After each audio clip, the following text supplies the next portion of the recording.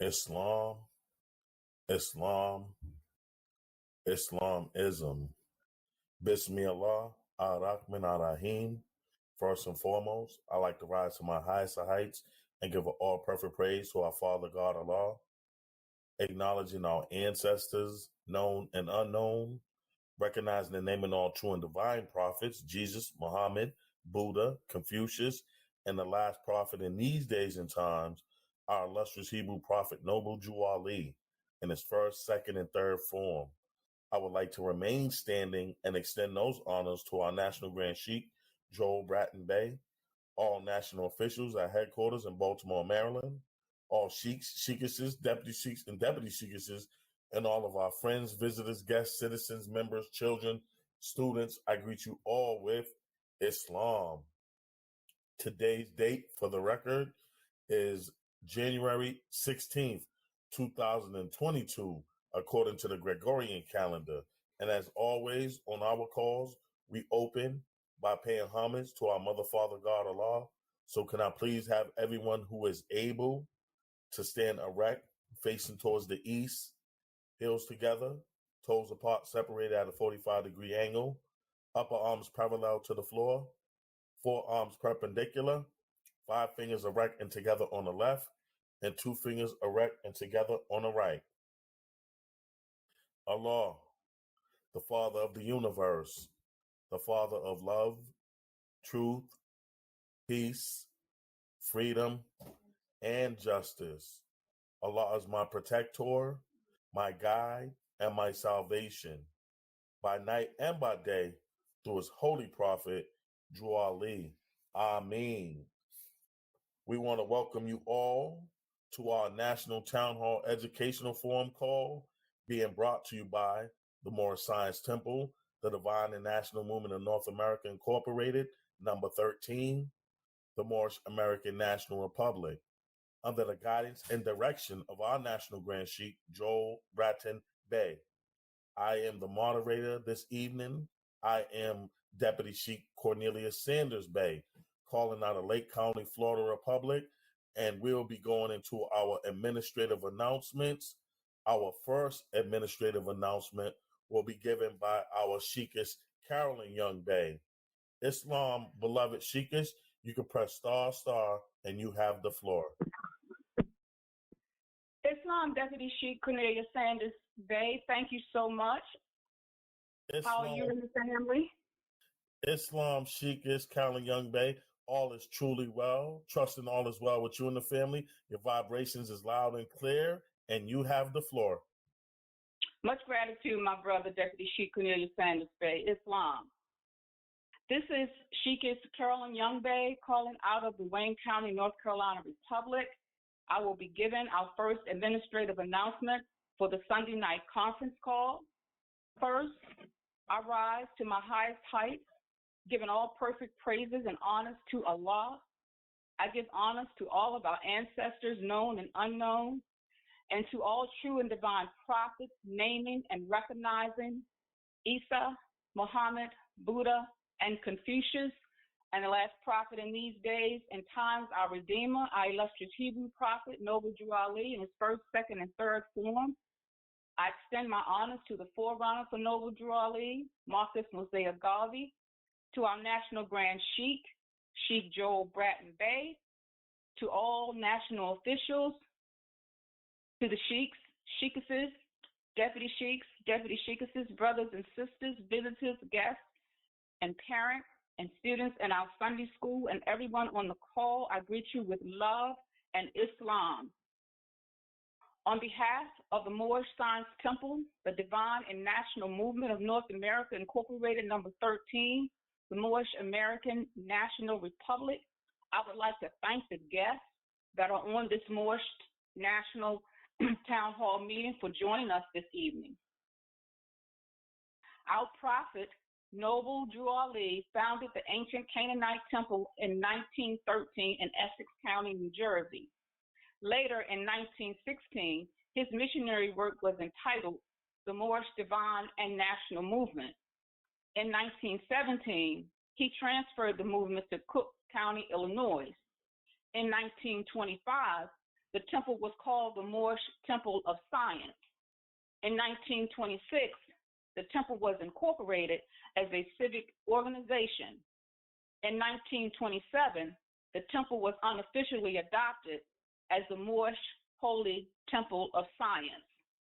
Our prophet Noble Drew Ali stated that the Negro problem is being solved only as it can, and that it is by the Moorish divine and national movement. If you have a nation, you must have a free national name in order to be recognized by this nation as an American citizen. After lawfully connecting with the private international law of the Pan American Conference in 1928, the temple's name was changed to the Moorish Science Temple of America. The temple was then incorporated as a religious organization under the Illinois Revised Statutes in Cook County, giving the temple and its members national and international power.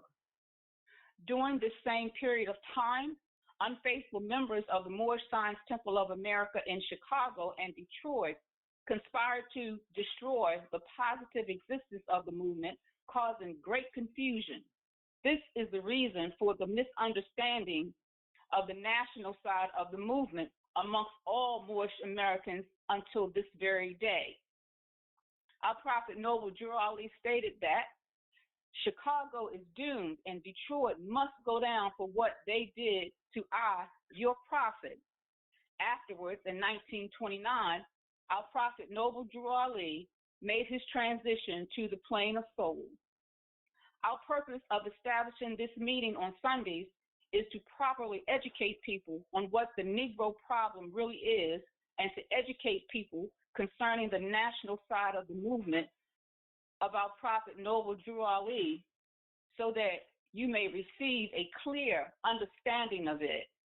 Our prophet Noble Drew Ali also stated, "Come, all ye Asiatics of America, and hear the truth about your nationality and birthrights because you are not Negroes."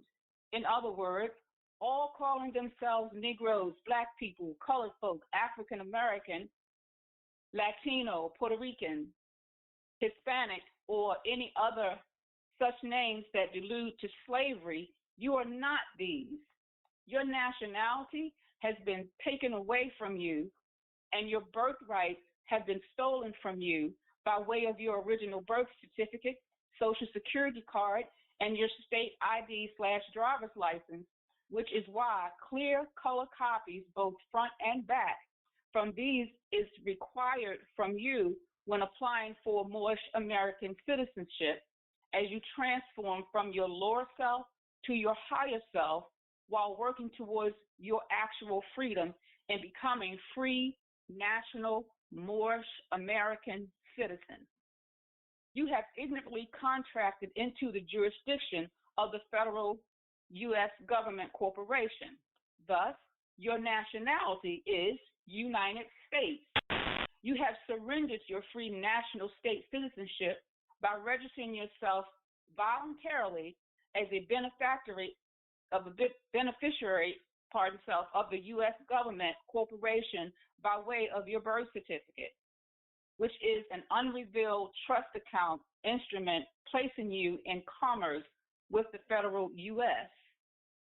Federal U.S. citizens are not citizens at all. They are subjects and property of the District of Columbia. Residents and franchisees of the so-called bankrupt U.S. government corporation under municipal law. The Constitution for the U.S.A., the Bill of Rights, and the 13th Amendment with 20 sections does not apply to federal U.S. citizens. Federal U.S. citizens are subjects and property under statutory, admiralty, and maritime law, as well as martial law under the undisclosed presumption of the international contract. Federal U.S. citizens have no constitutional protection or unalienable rights. They only have granted privileges by the U.S. government corporation. Legal persons born or naturalized in the federal U.S. were made exclusively by the 14th Amendment after the Civil War. The 14th Amendment was never lawfully ratified and therefore unconstitutional. Our prophet Noble Drew Ali held up the red flag with 5-pointed green star in the center in his right hand. This is our national flag. It is poorly misunderstood as the flag of Morocco. It is properly comprehended as the Moorish flag. He also held up the 48-star flag of the U period, S period, A period in his left hand. This is our flag of peace, friendship, and commerce within the states of the Union under the Republican form of government in this country. The 50-star flag of the U.S. with gold fringes around it does not represent free national Moorish American citizens. Social Security benefits and the income tax are voluntary contracts made mandatory for federal government employees and U.S. citizens who receive benefits from the federal government corporation. Asiatics are the aboriginal indigenous inhabitants of America. However, due to the fact that the Asiatics' birthrights have been stolen and we have fallen from the constitutional laws of the government being placed in the chattel property status because of the reorganization of the U.S. with the New Deal in 1933. The Asiatics are now aliens, not to this country, but to all free national governments. We encourage everyone to become a naturalized Moor and register with the Moorish National Bureau of Vital Statistics in order to become part and parcel of this free national government. In this way, you are under the divine authority of our Honorable Prophet Noble Drew Ali, being under the jurisdiction of the Emancipation Proclamations of President Abraham Lincoln, inclusive of the 13th Amendment with its 20 sections, and not under federal jurisdiction, making your identity and your nationality Moorish American. The bankruptcy of the United States is a fraud. The Uniform Commercial Code administers this fraudulent bankruptcy. So those who undergo the UCC-1 financing statement and its further paperwork applications become a party to its fraud and disconnect themselves from the divine authority of our Honorable Prophet Noble Drew Ali, which is the conspiracy of the international banking cartel against us Moorish Americans. Also, having a seat in the United Nations is a trap. This places you under the control of the cartels of Europe as well. Furthermore, a government that is a democracy is a trick, because this type of government is not of the common people, for the common people, nor by the common people. Educating the masses on these issues in order for the Asiatics to become functional, active, is of the utmost importance for the progress and growth of the Moorish Divine and National Movement. For more information, visit our website, www.moorishamericannationalrepublic.com. During this meeting, we would like our guests to remain muted if they are not speaking. This will prevent background noise coming from you, as these calls are being recorded. When you want to speak, press the star key twice to unmute your phone and state your name and where you're calling from.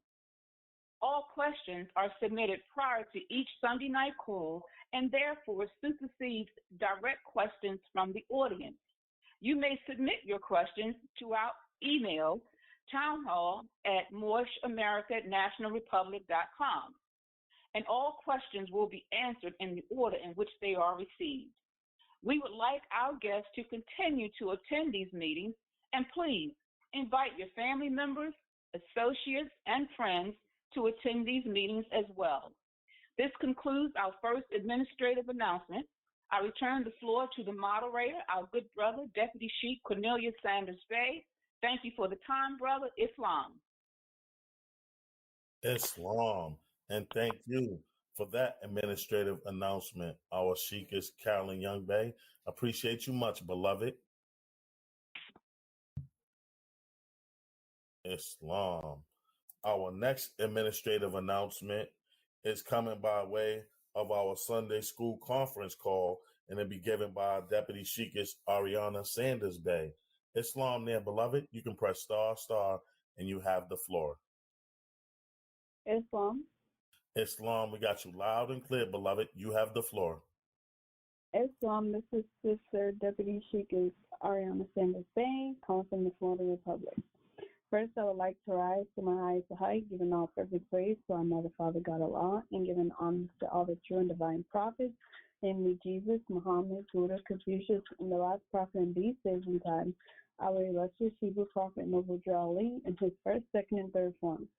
I would like to remain him and extend those honors to our National Grand Sheikh, Joe Bratton Bay, all national officials at headquarters in Baltimore, Maryland, all sheikhs, sheikesses, deputy sheikesses, and to all that are on the call, Islam. The Divine National Movement of North America, Incorporated, number 13, the Moorish American National Republic, expects the presence of all members and invites the public to join us every Sunday at 11 a.m. Eastern Standard Time for our Moorish Sunday class conference call. Please join us by calling 443-961-4434. All Moors currently naturalized to the Moorish American National Republic and who have not already done so are requested to forward an email to manrsundayschool@gmail.com. This will confirm your registration and allow you to receive your information packet. Please include the names of all children, their ages, birthdays, and school grades. Also, we are requesting that members send us family pictures for posting on our website. Pictures of Moorish families studying, playing, working, etc., and in unity. This is highly desirable. Please be advised that submission of your photo constitutes your permission to post. To submit your photo, send via email to sundayschool@moorishamericannationalrepublic.com. Again, the Moorish American National Republic Sunday School conference call is at 11 a.m. Eastern Standard Time, and we invite the public to please join us by calling 443-961-4434. We had an outstanding and full-hearted class today. You can listen to today's class at www.moorishamericannationalrepublic.com. We look forward to exercising our five senses together with you, manifesting guidance for our nation, Islam, and peace. Islam. And thank you for that administrative announcement, our Deputy Sheikist Ariana Sanders Bay. Appreciate you much, beloved. Islam. Our next administrative announcement will be coming by way of our Moorish School of Law and History, our Board of Education, our administrative assistant, Deputy Sheikist Carla Green Eel. Islam there, beloved. You can press star, and you have the floor. Islam, Brother Deputy Sheikh Cornelia Sanders Bay. All is well. Islam, Sister Deputy Sheikist Carla Green Eel. All is truly well, giving thanks, trusting all is well with you, and your vibrations sound loud and clear, and you have the floor. Islam, Deputy Sheikh. Thank you. Islam family, this is your sister, Deputy Sheikist Carla Green Eel from the Massachusetts Commonwealth. First, I rise to my highest heights and give all perfect praises to Allah.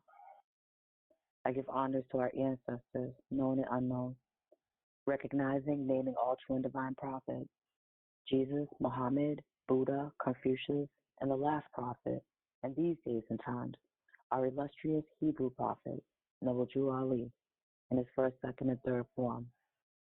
Extending honors to our National Grand Sheikh, Joe Bratton Bay, all of our national and local officials, all sheikhs, sheikesses, deputy sheikesses, all of our children, students, members, guests, and citizens. I greet you all with Islam. Please remain muted for this very important announcement. Peace and greetings. The Moorish Science Temple, the Divine and National Movement of North America Incorporated, number 13, the Moorish American National Republic, requires from everyone desiring to proclaim their Moorish American nationality to fill out and complete an application for Moorish American citizenship and 3 course registration forms for each of the Moorish law and history courses, which I'll explain later. Many people question, why do we have to fill out paperwork and submit copies of our personal documents? This is the reason. We must know who you are, your background, previous affiliations, work history, physical abilities, education, skills, training, etc. First of all, these documents do not belong to you. They belong to the federal government. So you must remember that in their jurisdiction, you are an artificial corporation under civil rights and granted privileges. Secondly, we require these documents because once you are a free national Moorish American citizen, your file will be in the Moorish National Bureau of Vital Statistics, which is set up for each natural person. These Moorish documents that you'll be receiving at the time of your naturalization are prepared from these documents. The most important page in the application is the self-audit page. This allows you to make sure you know the appropriate attire to wear during naturalization and are submitting the required documents, fees, and photos. The documents must be clear-colored copies for clarity and authenticity. The photos must be passport size. We use the photos for your nationality and ID card. Please have your national and religious headdress on and write your name on the back of the photos. The application process is reviewed each week. Because applications are received in the National Register's office, either with incomplete applications, no photos, or no documents. If a question on the application does not apply to you, place N/A, not applicable. This lets us know that you did read the question, but did not omit it. We must read and follow instructions and learn to ask questions if we do not comprehend what is being said. The second part of the process is enrolling into the Moorish School of Law and History by registering for the 3 courses with the following completed forms. 1. A warning from the Prophet class form. 2. Be it known class form. 3. Nationality and ID card class form. 4. Course rules and agreement form. Visit our website, www.moorishamericannationalrepublic.com, and download the application and registration forms.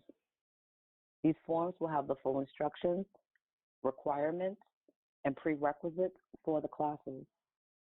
Also, mail with your application an updated copy of your resume. You are not paying for your nationality. Your nationality is free of charge. You are paying for the cost of enrolling in the Moorish School of Law and History, just as one pays tuition when enrolling into a college or a university. The costs are also directed to the application processes of the preparation of your documents, as you'll receive these once you've completed the courses. It takes finances to raise a nation, and it takes finances to maintain and operate an educational forum. This concludes the administrative announcement by way of the Moorish School of Law and History. I return the floor to the moderator, Deputy Sheikh Cornelia Sanders Bay. Islam and peace. Islam. And thank you for that administrative announcement. Our administrative assistant, Deputy Sheikh is Carla Green Ill. Appreciate you much, beloved. Islam. Our next administrative announcement is coming by way of our Deputy Sheikh Michael Simpson Ill Jr. with our warning. Islam there, beloved. You can press ***, and you have the floor.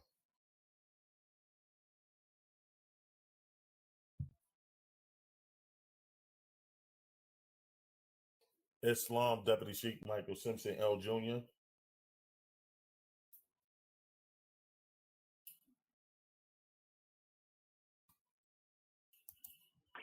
Islam. Islam, Deputy Sheik. Be quiet. Islam, Deputy Sheik.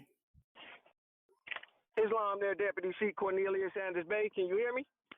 Islam there, Deputy Sheik Michael Simpson L. Jr. We can hear you loud and clear. Trusting all is well with you and the family, and you have the floor. All is truly well with me and the family. All is truly well with you and the family. Indeed, beloved, giving thanks. You have the floor. Thank you much, my man. Much honor and gratitude.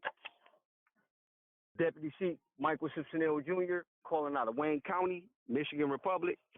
First, like to rise to my highest heights, giving all perfect praise to our Mother, Father, God, Allah, to all our ancestors, spoken and unspoken, naming and honoring all true and divine prophets, Jesus, Muhammad, Buddha, and Confucius, and our last prophet in these days and times, our illustrious Hebrew prophet, our great Redeemer, Noble Jew Ali, in his first, second, and third form.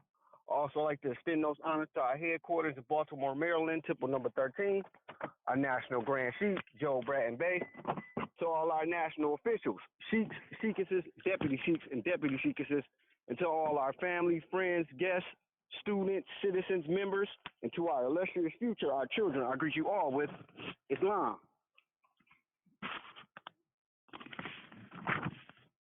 This administrative announcement is coming by way of our Sergeant at Arms Administration. Warning, if any persons, groups, or companies claiming to represent the Moorish Science Temple, the Divine and National Movement of North America, Incorporated number 13, the Moorish American National Republic, in any way offering to sell you such things as the application for Moorish American citizenship, naturalization paperwork, nationalization paperwork, trust documents with the Moorish American National Republic logos, passports, diplomatic appointments, diplomatic papers, diplomatic motor vehicle license plates, driver's licenses, titles of nobility, doctorates or other educational titles, business banking licenses, tax shelters, tax identification cards, or the likeness of any of these, please contact the Moorish National Bureau of Investigation at area code 410-501-7301. I repeat, area code 410-501-7301. Immediately, violators will be prosecuted to the full extent of the law. The members and the grand body of the Moorish Science Temple, the Divine and National Movement of North America, Incorporated number 13, the Moorish American National Republic are not sovereign citizens, nor Moorish nationals. The Moorish Science Temple, the Divine and National Movement of North America, Incorporated number 13, the Moorish American National Republic is not, I repeat, is not a sovereign citizens movement. This administrative announcement comes by way of our Solicitor General, National Grand Sheik, Joel Bratton Bay. And that concludes the reading of this administrative announcement. Islam there, Deputy Sheik Cornelius Sanders Bay. The floor is yours. Islam? Islam. And thank you for that administrative announcement, our Deputy Sheik Michael Simpson L. Jr. Appreciate you much, beloved. Islam. Our next administrative announcement will be coming by way of our Deputy Sheik Mainstream Gray Bay 44, who will be standing in for Sheikess Alyssa Thomas Bay with our caveat emptor. Islam there, beloved. You can press ***, and you have the floor. Islam. Islam, trusting all is well with you and the family. Your vibrations is loud and clear, and you have the floor. Islam. And thank you much, my good brother, Deputy Sheik Cornelius Sanders Bay. Good to hear your vibration in this creation. Islam. I am Deputy Sheik, Mainstream, Gray Bay, 44, and I'm calling out of the Massachusetts Commonwealth. First and foremost, I would like to rise to my highest heights and give all perfect praise to our Mother, Father, God, Allah. I'd like to remain standing and send high honors to all true and divine prophets, known and unknown, recognizing and naming Jesus, Muhammad, Buddha, Confucius, and to our last prophet of these days and time, our illustrious Hebrew prophet, Noble Jew Ali, in the first, second, and third form. I'd like to remain standing and extend high honors to our National Grand Sheik, Joel Bratton Bay, to all our national officials, to all our sheiks, sheikesses, deputy sheikesses, And to all our family, friends, guests, and to our illustrious future, our children, I greet you all in and with Islam. Notice to the public, let the buyer beware. Caveat emptor. Moors are men upright, independent, and fearless, who cares for their loved ones and follow the Prophet to a destiny which is not uncertain nor unknown. They are fortified by the impregnable doctrine built upon love, truth, peace, freedom, and justice. It is therefore folly at its greatest heights for smelly culprits with their insidious plans to invade such realms. They try, but their own bad planning brings down wrath upon their heads, like the sword old Damocles had. Intrigue and scurrilous cunnings find a difficult path to travel within the ranks of the Moors. This is so because the Moorish movement has been well planned by Prophet Noble Jew Ali, whose latent powers are abundant, unknown, and may be called into action as a matter of defense at any moment. Prophet Noble Drew Ali knows the people within his ranks who are interested. They are vanguard of the movement as the Moorish hordes increase here in America. All of the Moors are active, not passive. A member's interest can only be in one direction, and having traveled over the road years before, the Prophet knows where every member is along the road. A few, pardon self, a few feet below is another road where schemers walk, where traitors grin, and culprits bask in the sun. They think they are on the same road with the Moors, but the Moors are high above on a pinnacle where they might view the destructionists as they fall for the last time and their bones bleach in the sultry midday sun. Hungry scavengers fly high, catch scent, devour, and leave crying out, enter, cast out the dead carcass. The Moors high above see the plotters, purveyors, the worst that exists, hurl themselves downward by their own works as the hawk awaits. The Moorish Science Temple, the Divine and National Movement of North America Incorporated, number 13, Moorish American National Republic, advises the public with above words of warning written by Prophet Noble Drew Ali. The caveat emptor article's message is the same today in 2022 as when it was written in 1928. We have been contacted by various natural persons who have sent funds to these individuals and organizations. Some named below, said funds paying for various documents, etc. Said individuals and organizations have no affiliation with the Moorish Science Temple, the Divine and National Movement of North America Incorporated, number 13, Moorish American National Republic. Be herein advised. The Moorish Science Temple, the Divine and National Movement of North America Incorporated, number 13, Moorish American National Republic, does not sell documents of any type. Again, we do not sell documents. Again, be herein notified that said individuals or organizations have no affiliation with our organization. The Moorish Science Temple, the Divine and National Movement of North America Incorporated, number 13, Moorish American National Republic. Some of said organizations have mirrored names which read closely to ours. Therefore, pay close attention to whom it is you are sending your funds, as the Moorish Science Temple, the Divine and National Movement of North America Incorporated, number 13, Moorish American National Republic, carries no liability for funds sent to these individuals and organizations. There may be others, yet the two listed below have repeatedly been cited by those natural persons as the parties to whom funds were sent under guise of sending said funds to our organization.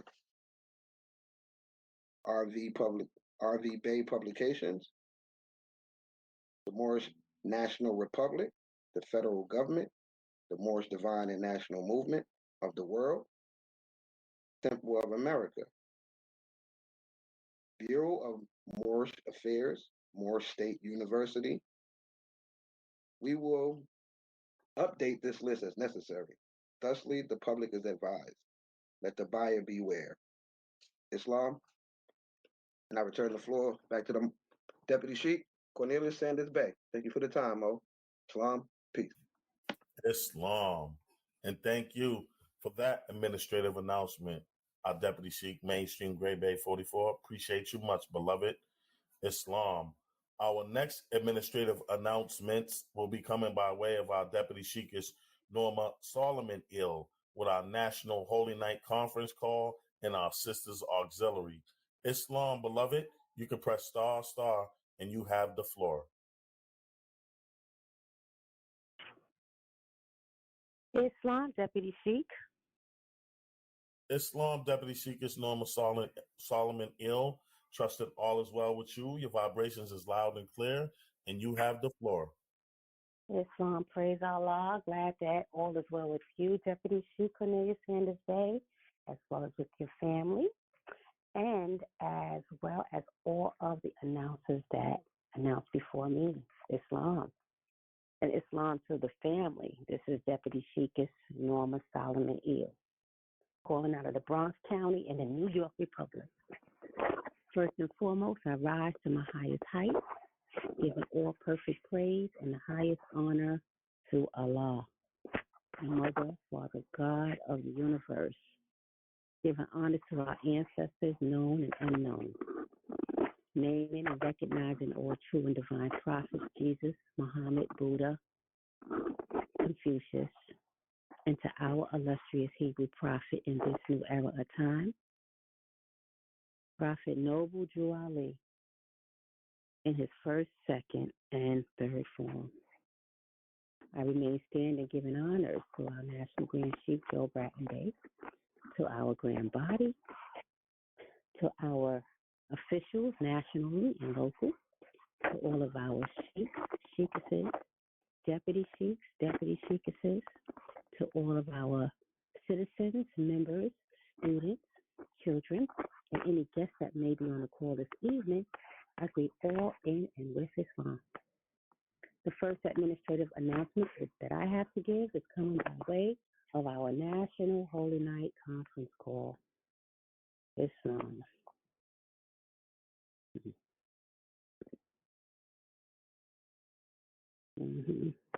Friday is the holy day for all Muslims all over the world. Islam, all Muslims, the public is invited to join us in our National Holy Night Conference call Friday evenings at 8 p.m. Eastern Standard Time. If you live in an area without a temple, or you are unable to attend your local Holy Night meeting, our National Holy Night Conference call is here for you. We invite the public and all members to join our National Holy Night Conference call at 443-961-4434 every Friday as we celebrate the closing of one creation and the opening of the next. Come give thanks to your creatress, creator, and exercise your five senses, celebrating and commemorating the divine unity of Holy Night. 443-961-4434 every Friday, 8 p.m. Eastern Standard Time. See you at a Holy Night meeting. The next administrative announcement is coming by way of our Sister Auxiliary, Islam. The Moorish Science Temple, the Divine and National Movement of North America, Inc., number 13, the Moorish American National Republic, is delighted to announce our monthly conference call, which is dedicated to the uplift of Moabitist members of this divine and national movement under the leadership of our National Grand Sheik, Joel Bratton Bey, and the nobles of our grand body. Our conference call's purpose is to create a network system amongst our feminine energy, showcasing the array of talents we, the sisters in this body, have to offer.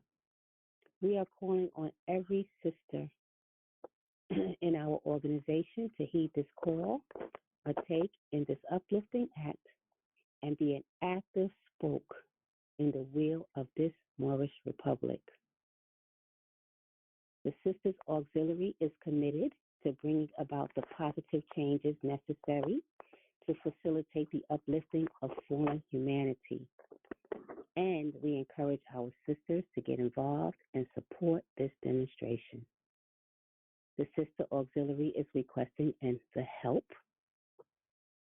of and support, subhanAllah, of all our brothers and sisters to donate to our fundraising Life Pin and Tag Day celebration demonstrations. Show pride in your movement and support the Sisters Auxiliary as we assist in the uplifting of fallen humanity by donating for a life pin, a tag, and or a magnet. All three are designed to inspire, unite, and encourage dialogue about this great movement and our illustrious Hebrew prophet, Noble Drew Ali.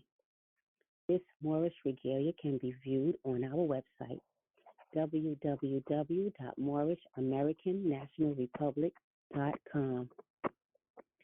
If interested in joining the Sister Auxiliary or any member wishing to order regalia, please send an email to sisterauxiliary13@gmail.com.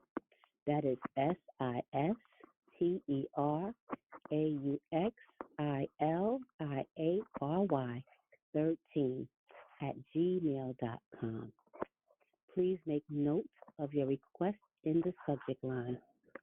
Please leave your contact information, including your email address and phone number.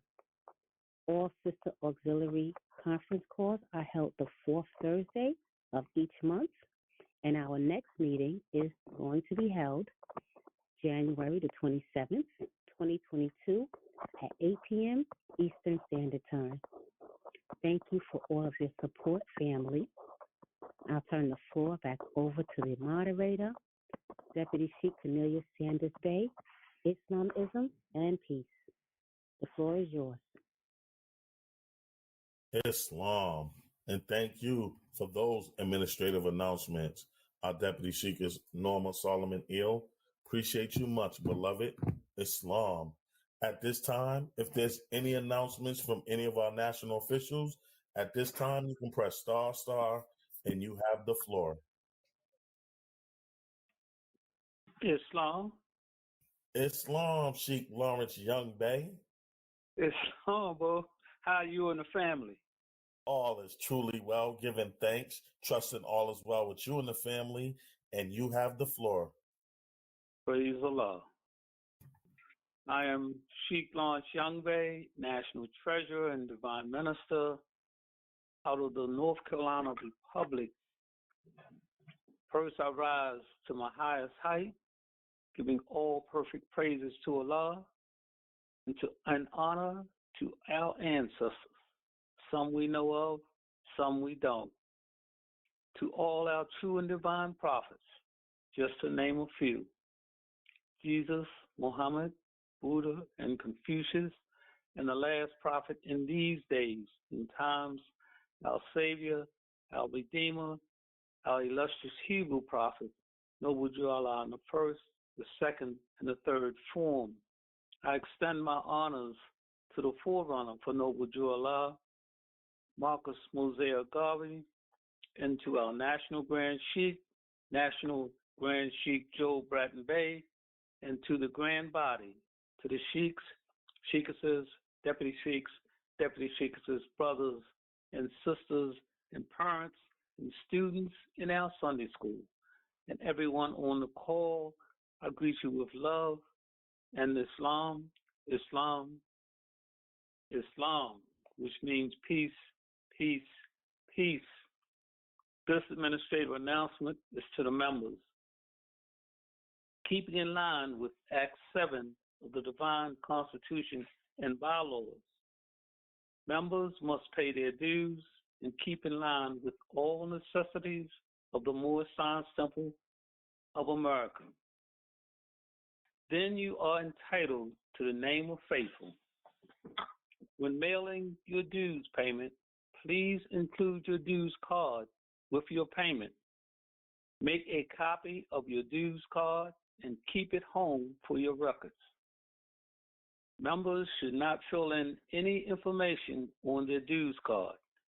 Headquarters will make all entries and initial the dues cards.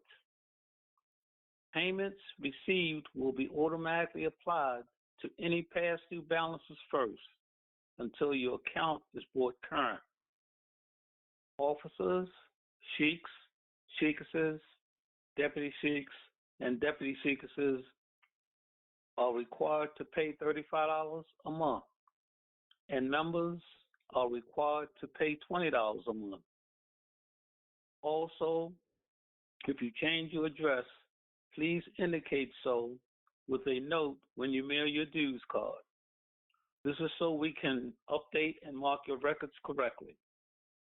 This concludes my administrative announcement for the Moorish Science Temple, the Divine and National Movement of North America, Incorporated number 13, Moorish American National Republic. I turn it back to the hands of the moderator, Deputy Sheikh Cornelius Sanders Bay. Thank you for the time, beloved. Islam. And thank you for that administrative announcement, Sheikh and Divine Minister, Sheikh Lawrence Young Bay. Appreciate you much, beloved. Appreciate you too, Mo, all the time. Islam. At this time, if there's any announcements from any of our national officials, you can press ***, and you have the floor.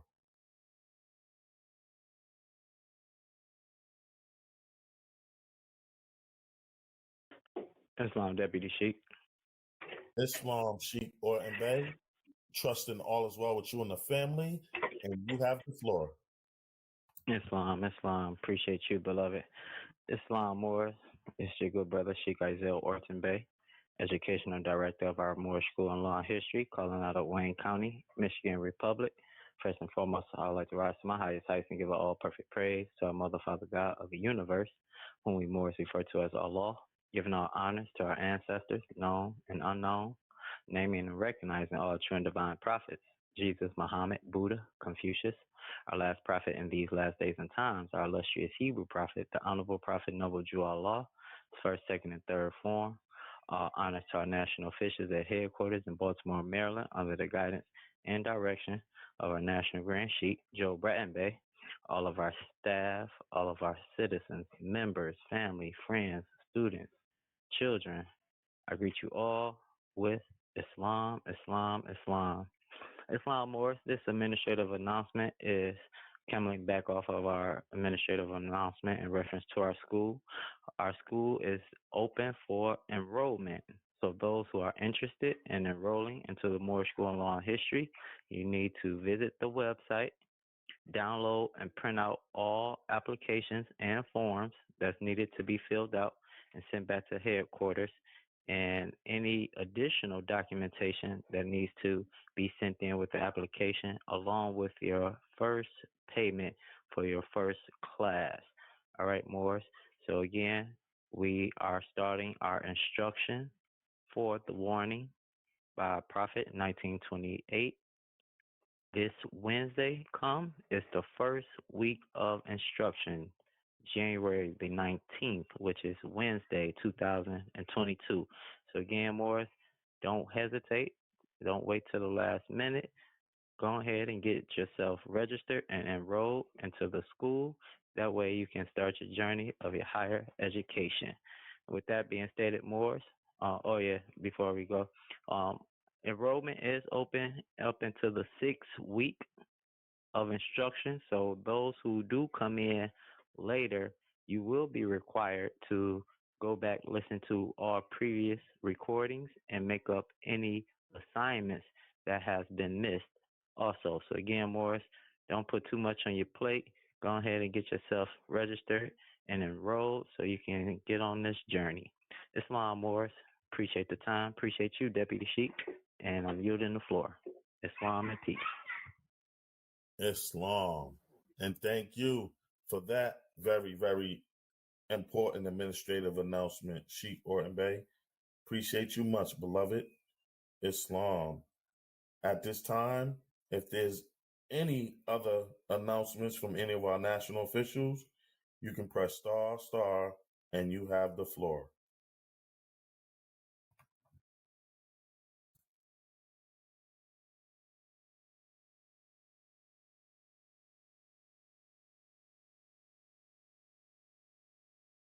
Islam.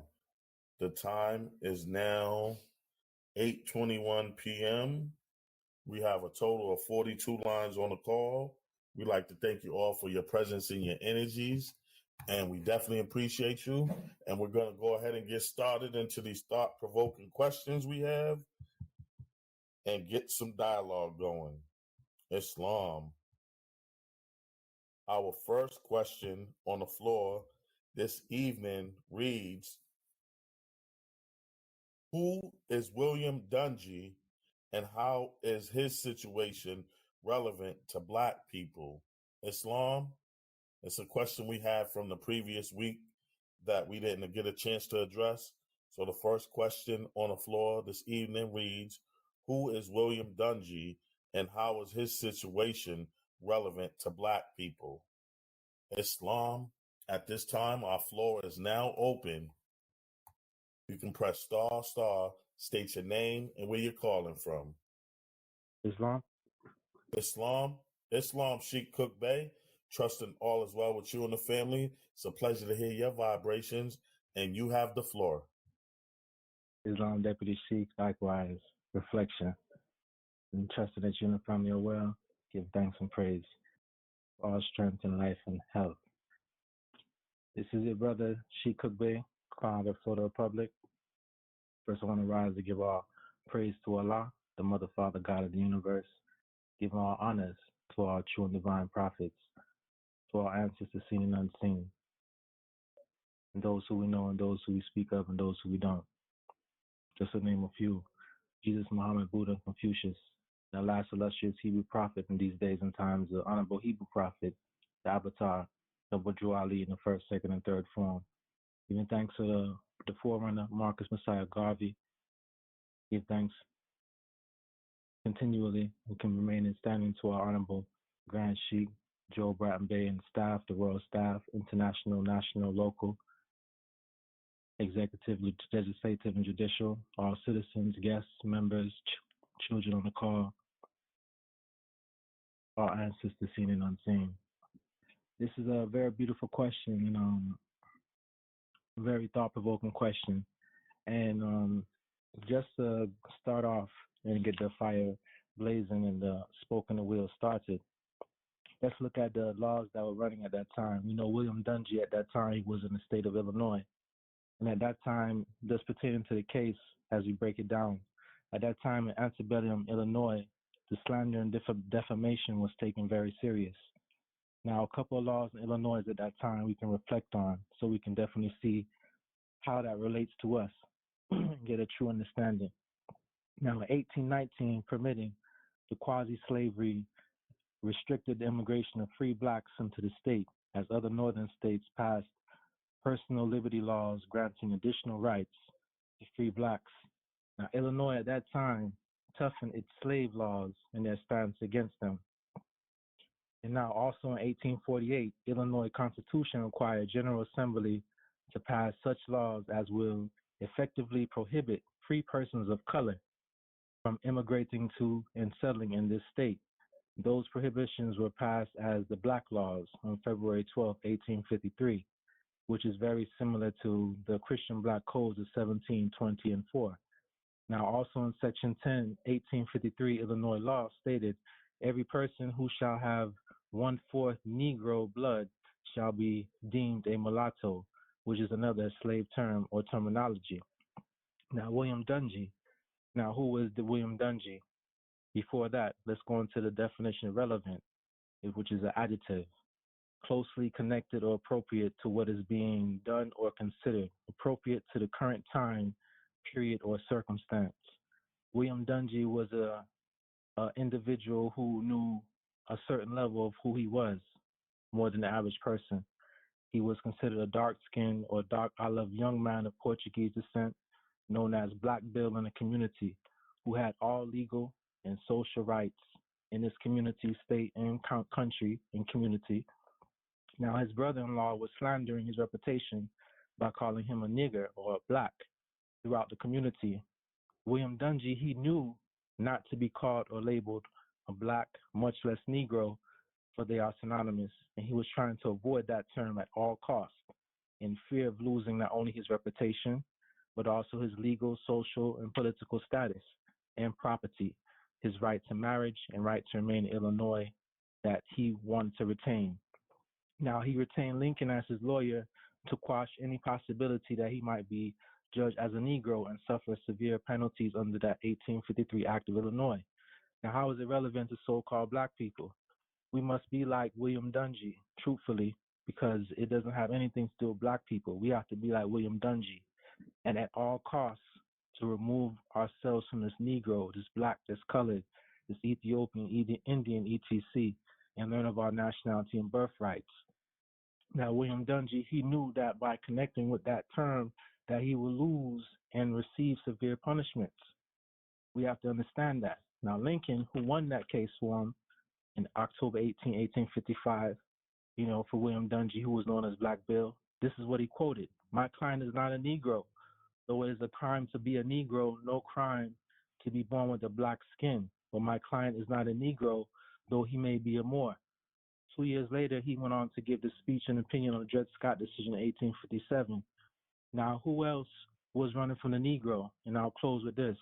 You had the Sun-Dry Free Moor case in South Carolina in 1790. You had 9 free Moors altogether that petitioned the courts that they be not considered subjects to the Negro laws of the state, but acknowledged as free-born subjects of a prince in alliance with the United States. Now, who else is running from the Negro? You had the Delaware Lenape Moors. They rejected at all costs to avoid the label Negro, black and colored.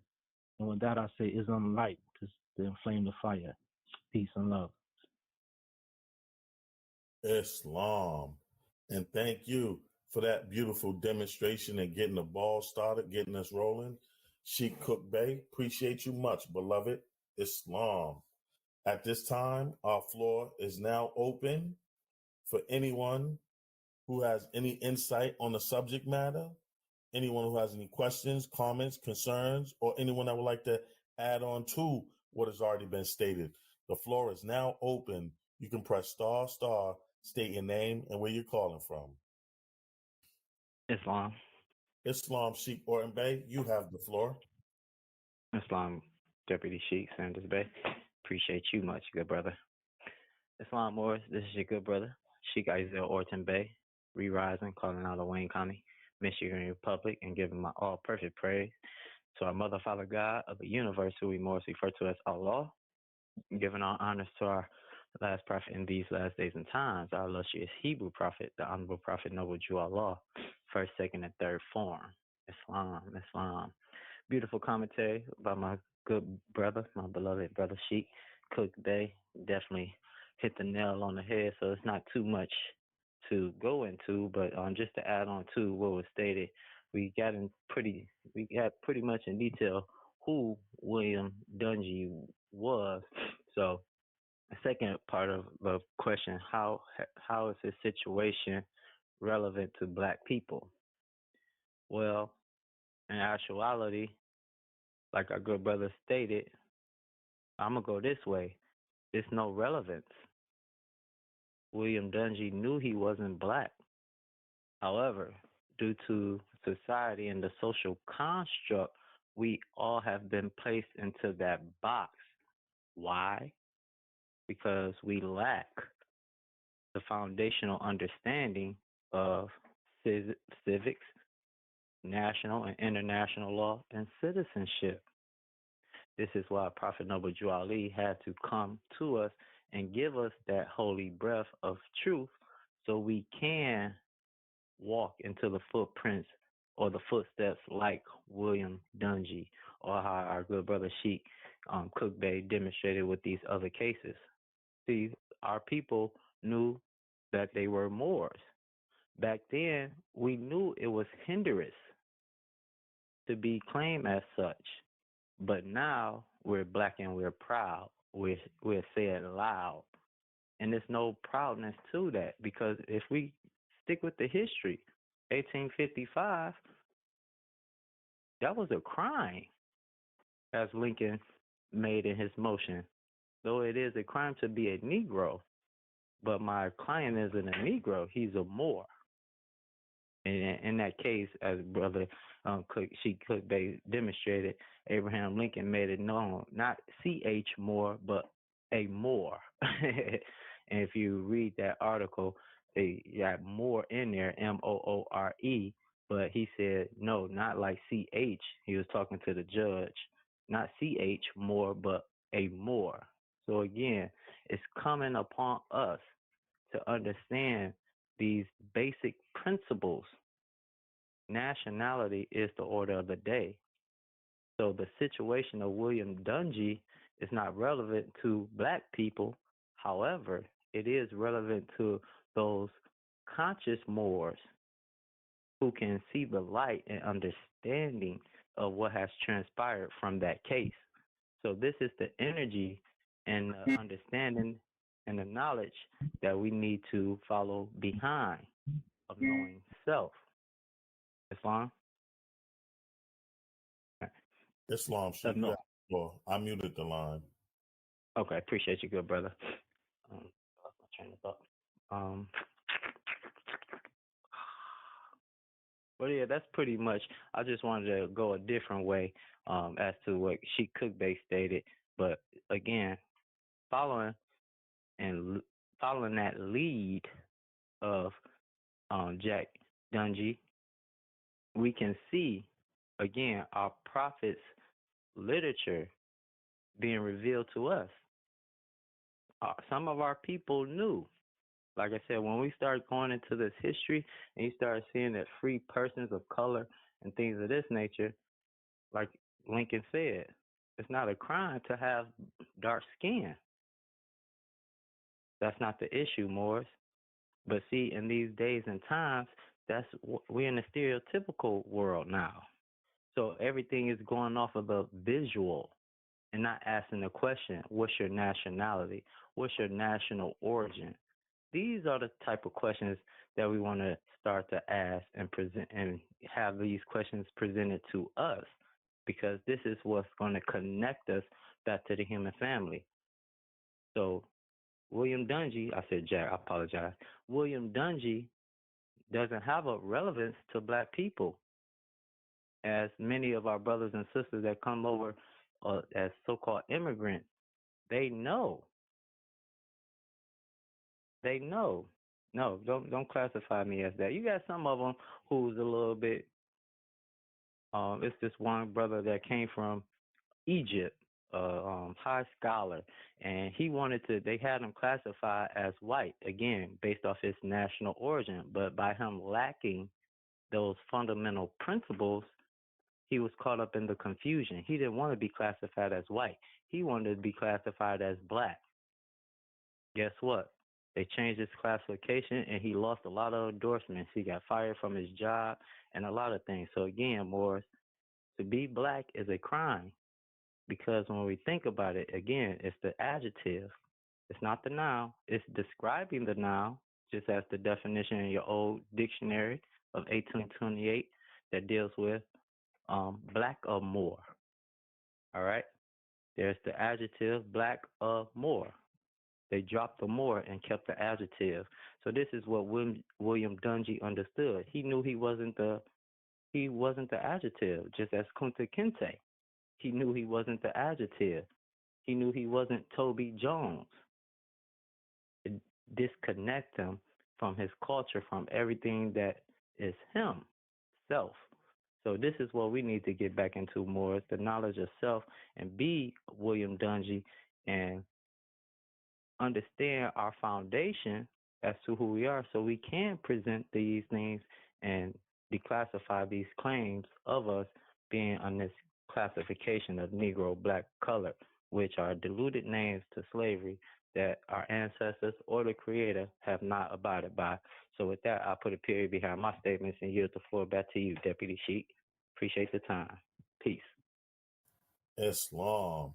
And thank you for that beautiful demonstration and add-on, Sheikh Orton Bey. Appreciate you much, beloved. Islam. At this time, if there's anyone who has any questions, comments, concerns, or anyone that would like to add on to what has already been stated, the floor is now open. You can press star, state your name and where you're calling from. Islam? Yeah, this is Brother Mayo Bay. Islam, brother. You have the floor.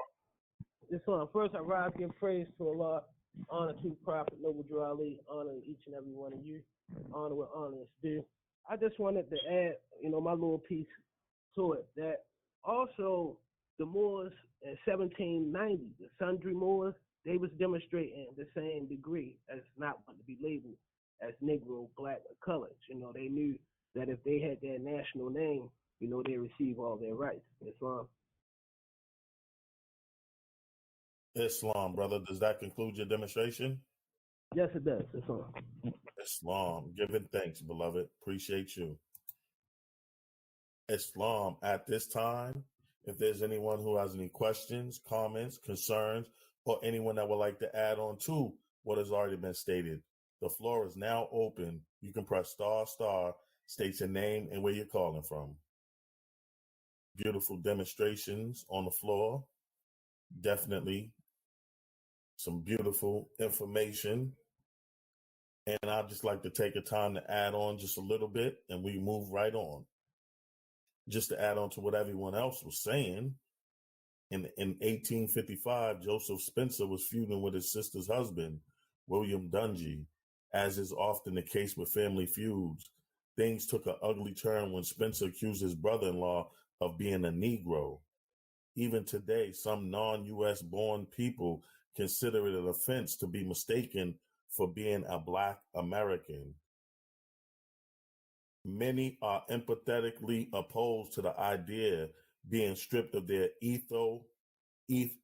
national identity upon arrival in the United States. For them to be recognized as an American Black person is a reference to the loss of ethnic identity, an experience with which they refuse or cannot identify.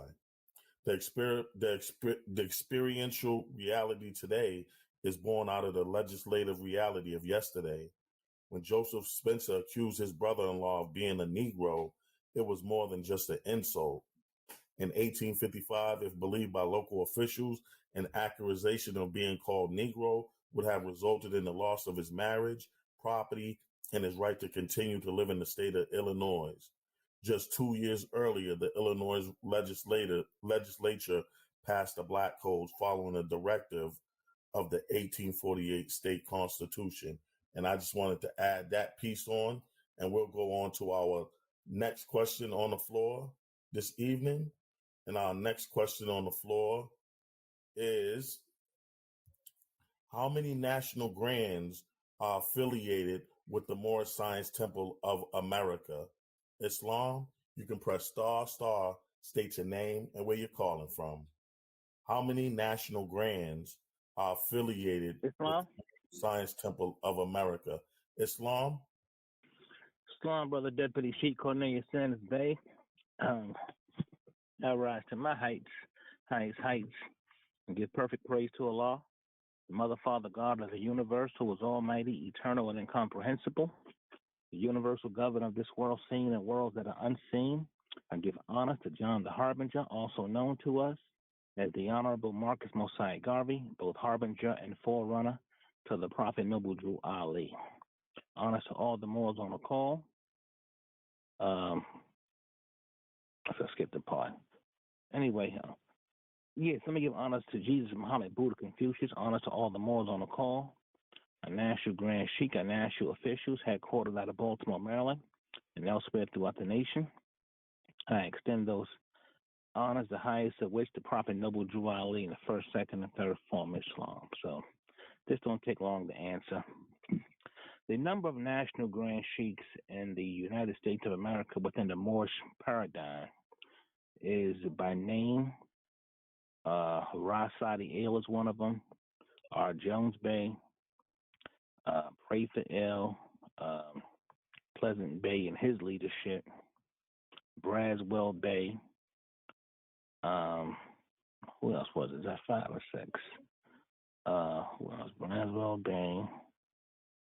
And there could be one more.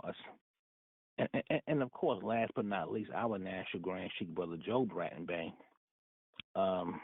who is the only one who is politically and lawfully inclined and is holding the torchlight for the national side of the organization, whereas the rest of the National Grand Sheiks don't deal with the national side, nor the policy of freedom taught by President Abraham Lincoln and the executive well that we also teach here.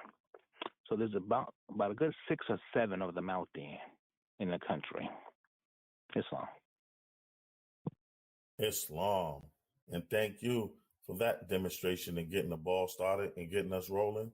Sheikh Roy Bey, Islam. At this time, if there's anyone who has any questions, comments, concerns, or anyone that would like to add on to what has already been stated, the floor is now open. You can press ***, state your name and where you're calling from. How many national grands are affiliated with the Moorish Science Temple of America? Islam?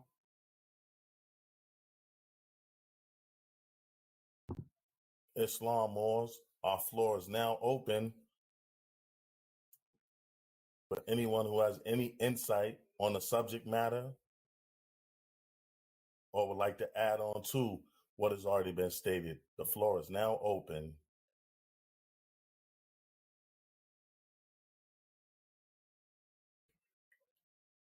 Islam Moors?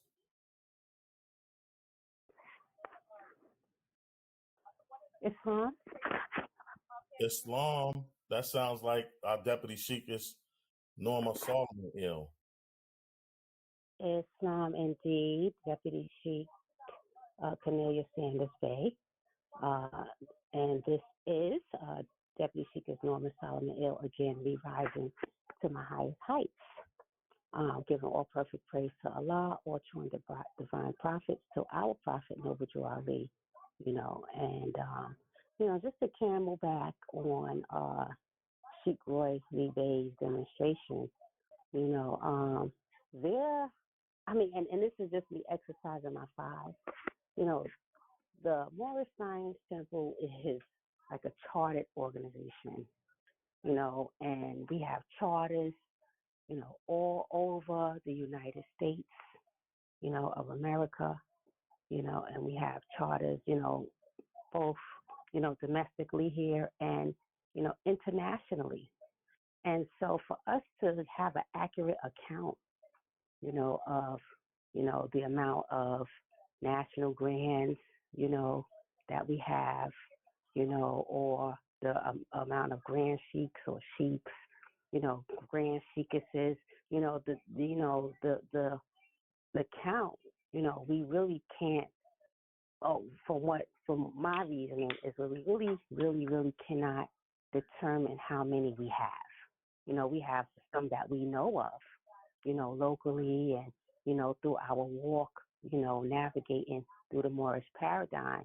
But, myself personally, I only know of one national Grand Sheik, which is Joe Bratton Bey. The other Grand Sheiks, that was mentioned, they're Grand Sheiks. But I don't know if they have the national part, in that their title. We would have to really take a census to, determine an accurate number, who's a national Grand Sheik, who's a Grand Sheik, to determine, where people at, in what they do, in this organization and the titles that they have. And that's just my exercising of my five senses. That's why I love this call. I love the fact that whoever asks these questions are asking them because, it's something that we all think about. I think about this type of things, and so I would love to hear, what the other Moors, have to say on this, what facts do they have, and I'll end my demonstration there. Islam and peace. Islam. And thank you for that beautiful demonstration, Deputy Sheikh Norma Solomon Ill. Appreciate you much, beloved. Islam. Islam. Deputy Sheikh. What you say? Somebody. Islam, Sheikh Roy Bey. You yielded to Sheikh Orton Bey? Yes, sir.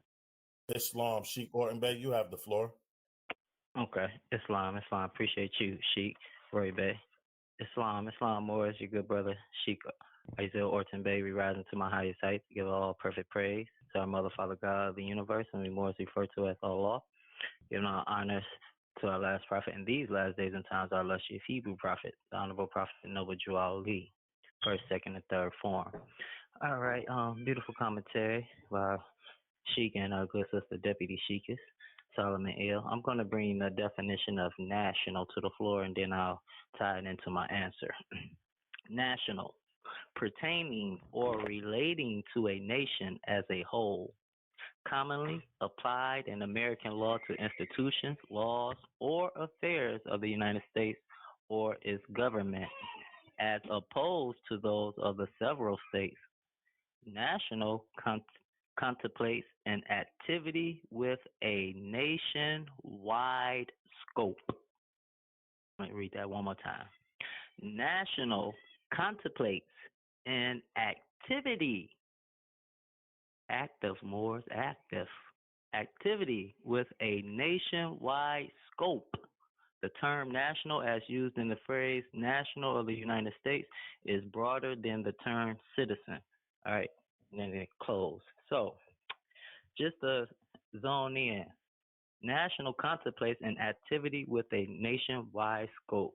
How many national grand sheets are there? Well, the question becomes, how many grand sheets actually have an activity that's on a nationwide scope? There's only one. There's only one president of the United States, correct? You don't have a president for each state, right? You got governors. We have sheiks and grand sheiks. However, on a nationwide scope, there is only one. Moorish Science Temple, the divine and national movement of North America, nationwide scope. Incorporated, number 13, the Moorish American National Republic. The signs is here, Moors.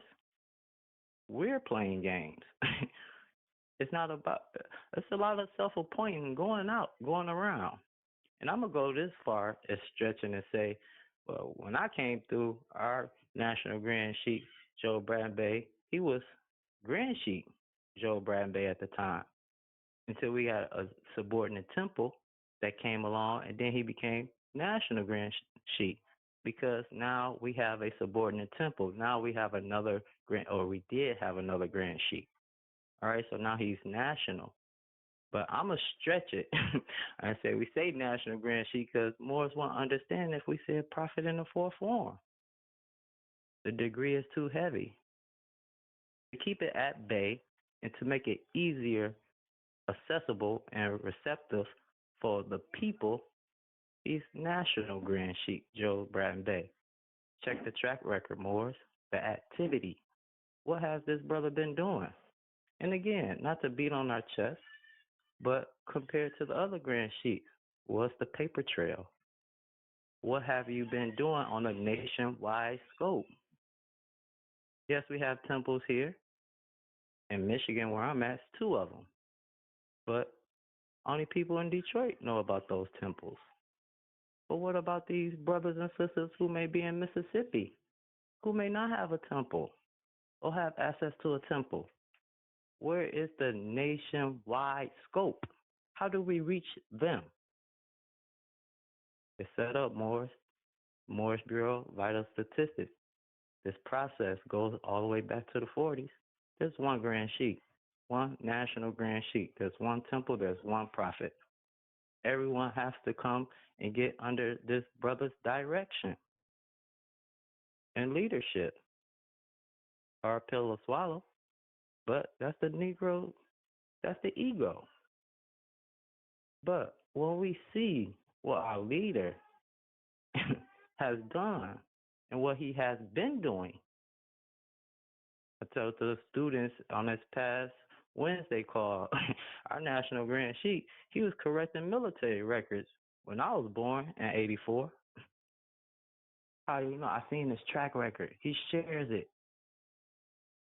So we can know the way that to go, to see that it has been done. How do we let this government know who we are? This nationwide scope, this activity, this naturalization process that is being administered through the Moorish Science Temple, the Divine and National Movement of North America Incorporated, number 13, the Moorish American National Republic. Issued through what? The Moorish Supreme Court of Equity and Truth, because in order to be naturalized, you have to go through a common law court. What other temples have a court? Let's check records. Let's go see what our brothers and sisters are doing in these leadership positions. But again, there's only one. National Grand Sheik Joe Bratton Bay.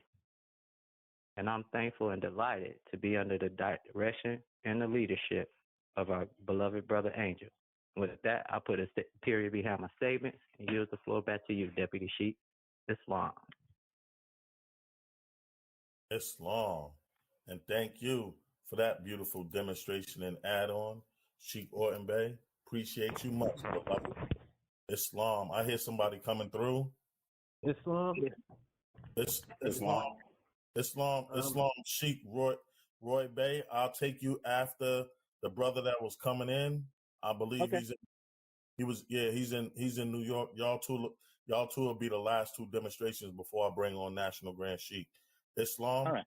Islam, brother, you have the floor. Yeah, this brother Mail Bay already risen. I just wanted to say that I've been in numerous temples, and everybody teach national in their measure. But when you come amongst, the National Grand Sheik, Joe Bratton Bay, you're going to see it in its broadness. Nobody else is bringing it like him at all. Nobody has that type of information. A lot of people are confused. They don't know which direction to go.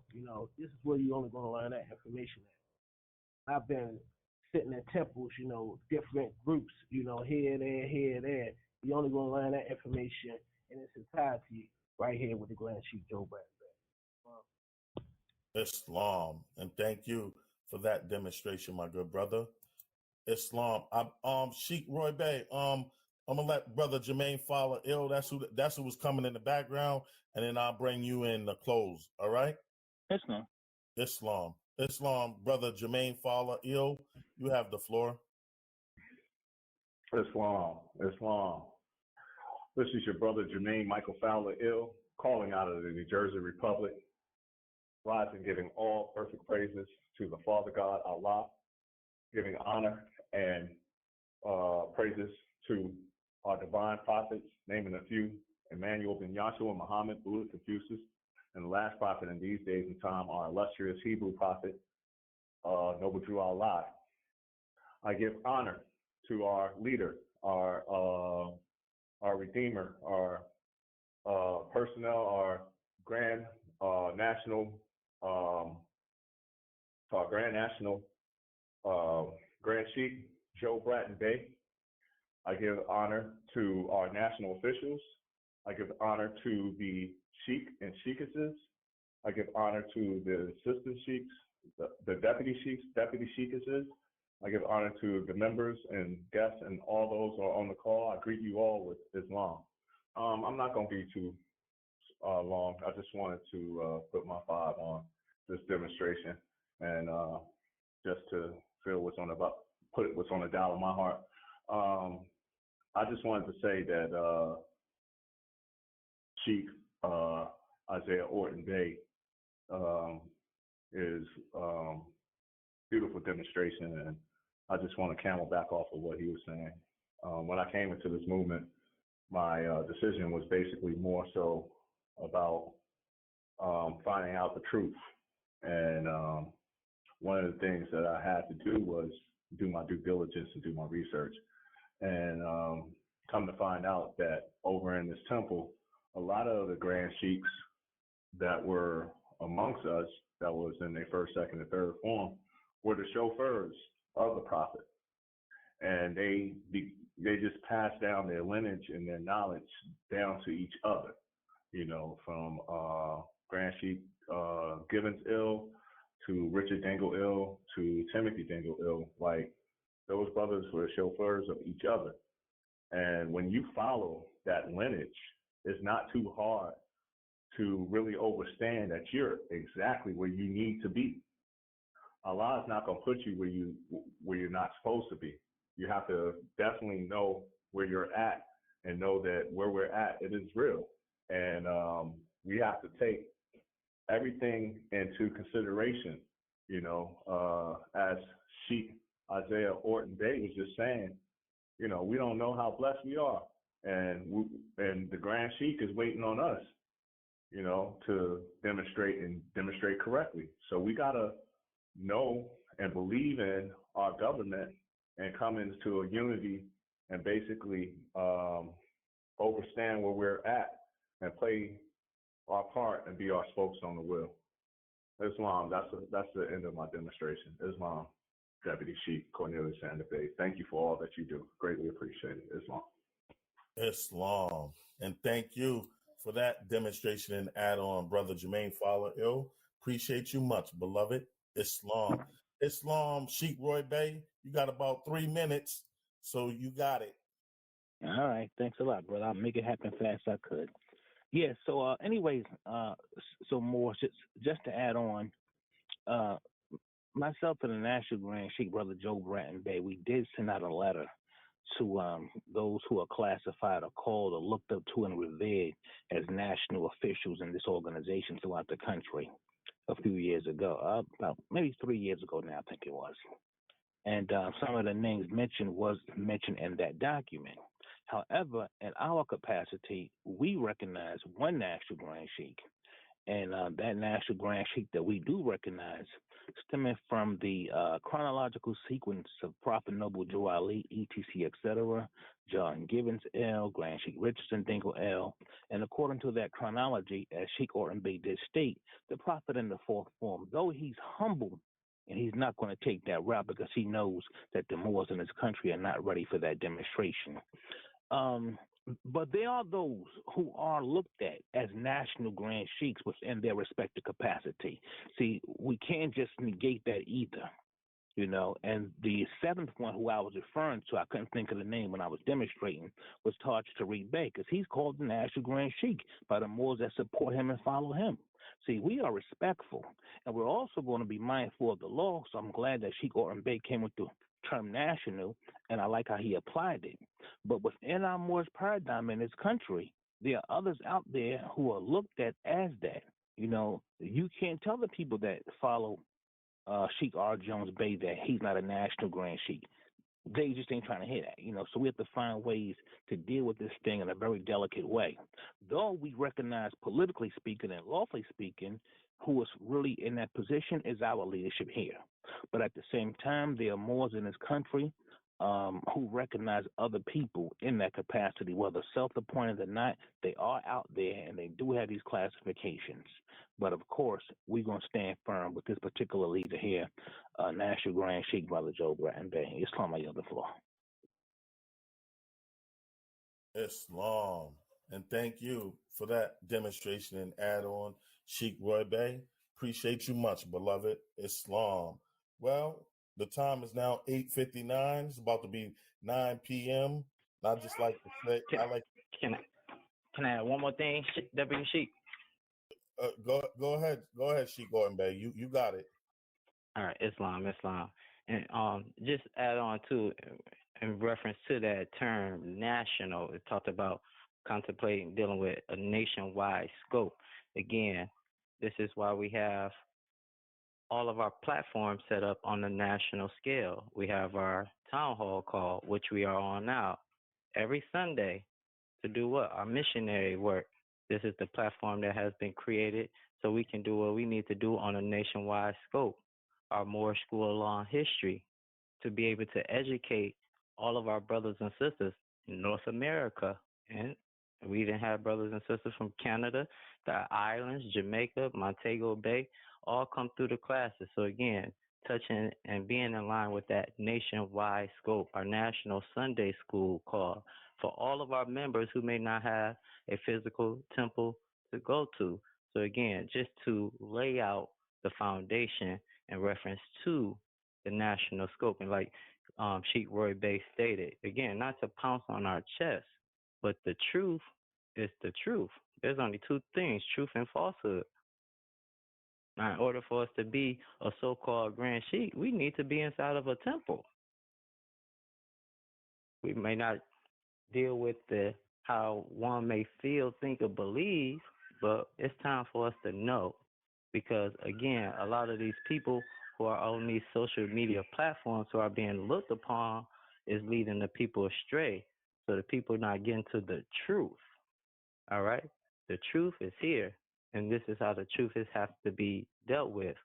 It has to be done precisely, order, uniform.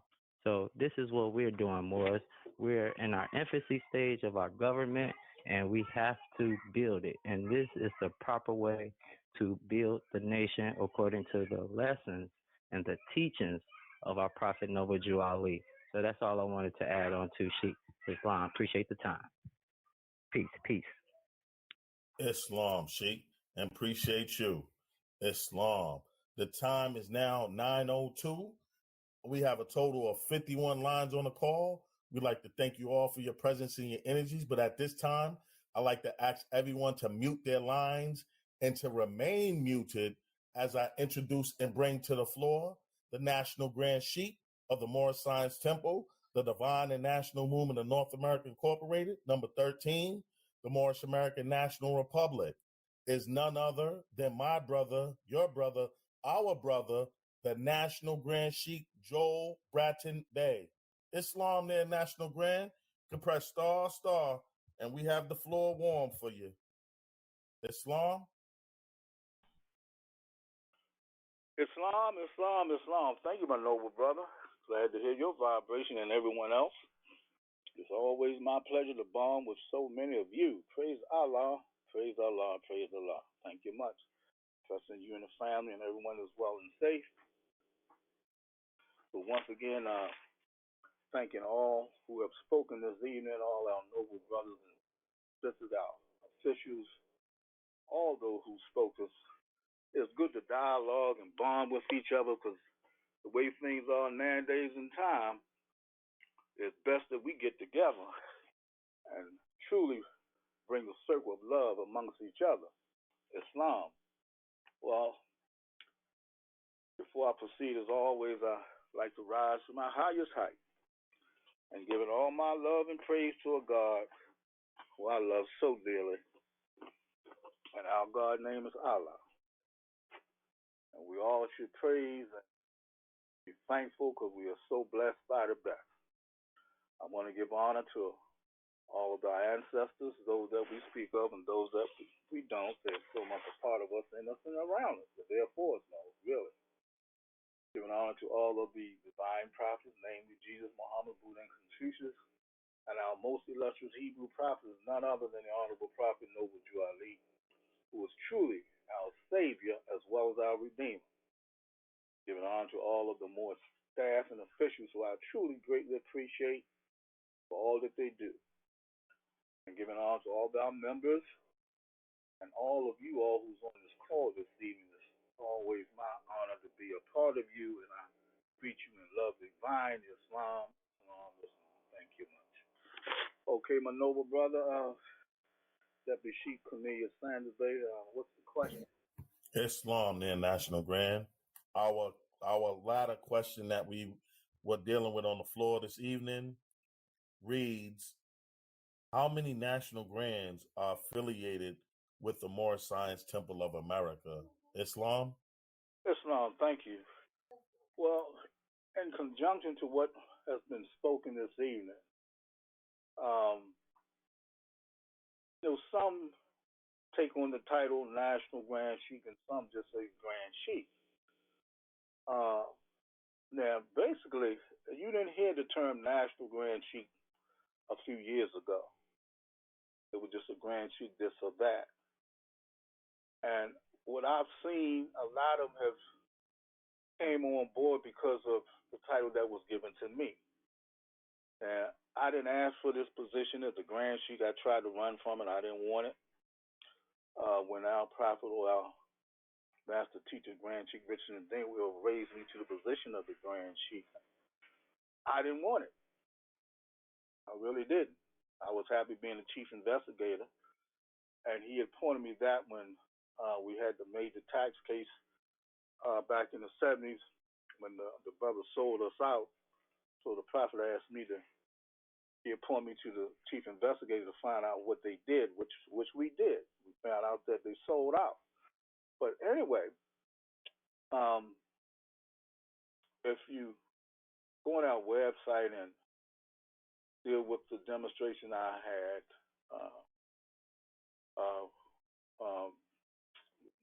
what is it? Let's put the conversation on the table. The question was asked, when did I become a national Grand Sheik? And I know it was before 2015. I think on that particular segment, I did give the exact date. But the reason why I was raised to the position of the national Grand Sheik is because of the words, works, and deeds that I was doing pertaining to the national side. And basically, by the move of being divine and national, you can't separate them. Because whatever you do on the divine side, you got to have the national laws to facilitate what's divine. So, for instance, I've always advised the Moors to this movement is not a joke. And we have to distinguish ourselves. And so our membership that was in New York, this was when we established the subordinate temple up in New York under the Grand Sheik was Koran Bey. The governor was fellow Barfield Bey, who was known as Moorish Brooklyn. He was the governor. So I'd advised the Moors, I said, well, you have to connect back to the national side of these particular agencies. I said, we got to connect with the police department, the mayor, the governor, etc. So we crafted a letter to the governor, Cuomo, he was in office then, to have a sit down so we can discuss our issues and concerns pertaining to our Moorish citizens. So the first time the brothers sent the letter and they indicated they couldn't have the meeting. So when I got that report, I had made them aware. I said, well, let me handle that one. So I called the scheduling secretary for Governor Cuomo and requested the meeting. So she told me, she said, well, Mr. Bey, yeah, we have your communication. Now, all this pertains to national business. She said, Mr. Bey, we have your communication, but this is New York, and you're headquartered in Baltimore. I said, yes, ma'am, no doubt. I say, but what you have to understand, our charter says the Moorish Science Temple, the Divine and National Movement of North America, Incorporated, number 13. That's how the charter is styled. I say, so what that is saying, I'm not going to reveal her name. And I said, so what that's saying is that we have jurisdiction in all of North America. And I said, the reason why we are submitting this request to you, New York, because our members are in New York, some of them, and we have members scattered all around the country. So therefore, the concerns of our membership was brought to us, headquarters, so therefore we wanted to reach out to you to establish the meeting so you all can get to know us and what we do. So she told me, she said, okay, Mr. Bay, I understand. She said, you do a second request, I'll get it and I'll set the meeting. And what she did, I wasn't available for this meeting because the government had requested for me to be an expert witness for the Miami 7 down in Florida. So I couldn't make the meeting, but I had instructed the brothers to look out for certain verbiage, and especially when it pertains to our paperwork. See, what we have to understand what makes this so national and the business so profound is that our paperwork is out of the ordinary. These agencies have never seen our paperwork in this vein. They're used to the norm. And the majority of the temples don't do what we do pertaining to this national business. So I told them they're going to be in awe. They're going to ask you certain things. So when I get the report, it was confirmed. The governor's assistant stated that they had never seen anything like it, the paperwork. But they knew that it was bona fide, authoritative, and they was there to assist us. They stated that anything in New York, we were to go by this particular individual. Anything on the federal side, we had to go federal. But they opened the door for us. But lo and behold, certain individuals, they didn't continue with that connection and they dropped the ball. But I'm just saying how this thing works. And when they had presented the position of me being national, and they said the reason why I should take on the title is the same thing like the Solicitor General. I didn't want that either. But they said, no, Grand Chief, you doing all this national business, so you should be appointed to be the National Grand Chief. So that's how I got the title. And that's what I've been doing. Actually, I've been doing this national business for just about ever since I've been in the movement, since 1975 to be exact. But nevertheless, in the paper trail that I have supports all of what I'm saying. And that's a good thing. So that's how I became to be in this position. Now, you have a lot of grand chiefs around the country in various Moorish paradigms. A lot of them don't utilize the title national, but now here lately I've seen a lot of names popping up, national this, national that. Okay, well, that's their platform, then so be it. But I'll just say that you had, just like I believe what Sheikh Gorbe was saying, you had Sheikh Rafadio out of Georgia, you had Sheikh Prathiel, Grand Sheikh, all these are Grand Sheikhs. Prathiel out of Baltimore, Grand Sheikh Braswell Bay out of Illinois, Jones Bay out of D.C., Pleasant Bay, I think he's out of Virginia now. You have Brother Edward Seal, he's out of Maryland. A Hopkins Bay out of Philly. And fairly ill, but even though he's passed now, I can't recall the brother who's taken his seat. But all these are Grand Sheikhs. Now, whether they have the title national to their names, I doubt. And just like Sheikh Gorbe was saying about Brother Grand Sheikh Tar Tariq Bey, I know Tars quite well. He wasn't a national Grand Sheikh when I met him over the years, but like I said, a lot of this has resurfaced since I became the national Grand Chief. So, and everybody, or all these particular bodies, do their own thing basically, and that's the travesty. It's just so sad that we can't sit around the table and formulate what is really important for the masses of us as Moors in this Western Hemisphere. The whole world is waiting on us. Really, they are. I've been in meetings with the top officials, and they've indicated to me that they told me in my face, they Bratton Bay, you're right. We know you're all right, but we just waiting for y'all to get yourselves together. So as Sheik Boybay was indicating that we did send the communications out to the various grand chiefs to have a sit down, and me personally, I wanted to do that to let them know I was extending the olive branch. But you know, a lot of us are so hung up on their egos and what they want to do, as opposed to dealing with what the prophet has instructed us. And as the prophet teaches, divided we fall, in unity we stand. So you see why there's so much confusion and despair amongst the Moorish temples around the country, because the people want to do the right thing and be in the right direction, but yet it's the leadership that doesn't want to sit down and find out what is truly the best way for us to move forward. Law governs all events. My platform is divine and national. That's why divine is first, national is second, but you bring them together. That's the unification of the circle. So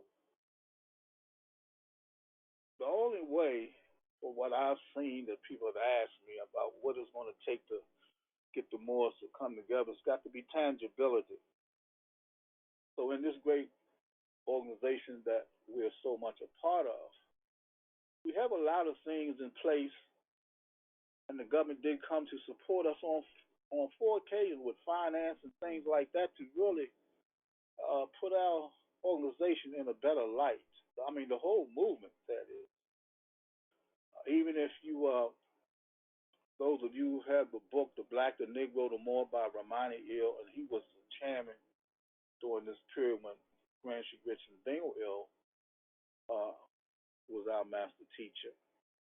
And his book, I think if you go to page 168 or 178, somewhere around up in there, you'll see the news media. The news media indicating that the temple that we was a part of was on Howard Street at the time. And the news media said that our temple were the guidance of Moorish science across the United States. So that's telling you something.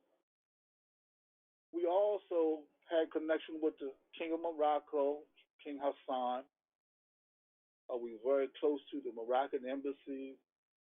We met with a lot of embassies in D.C., Saudi Arabian embassy, even the Vatican. We did a lot of things that you all are not aware of. But the record speaks for itself. Even King Hassan had invited us to come to Morocco to meet with him. We have communications from the Organization of American States for us to come together and meet. So all of these things, and there's others, the military, State Department, Homeland Security, there's so much I could speak on.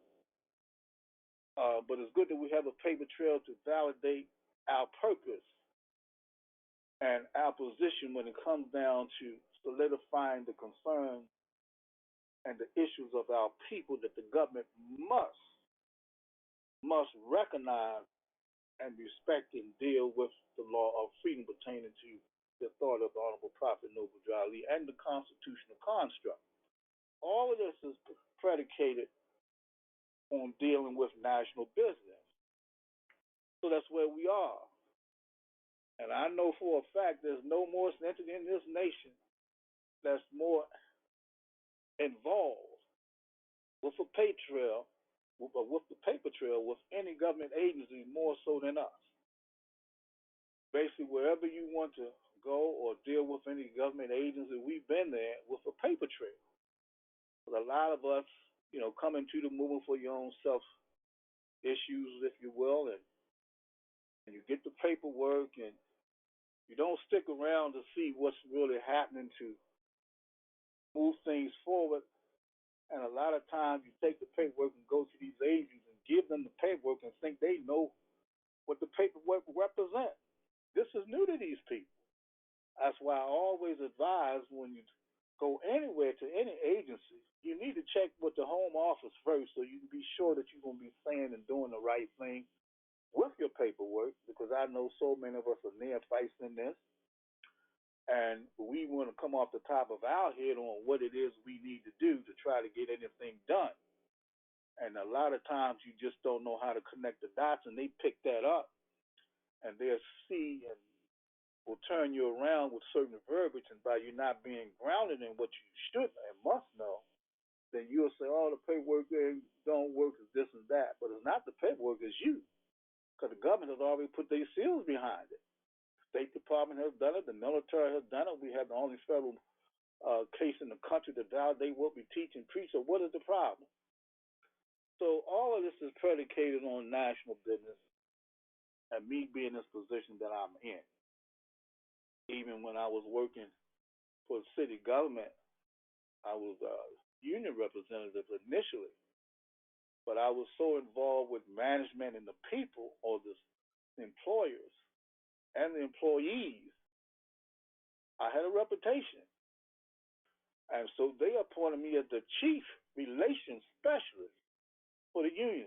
The union was called the CMEA, Classified Municipal, it was called the Classified Municipal Employees Association. So I learned a lot how to deal with these officials in government. I met a lot of officials, judges, and representatives and things of this nature. I was a spokesperson for the city at some point in time, also dealing with certain things. But nevertheless, I'm just saying, in order for you to show the worth of any national grant, you must have a paper trail.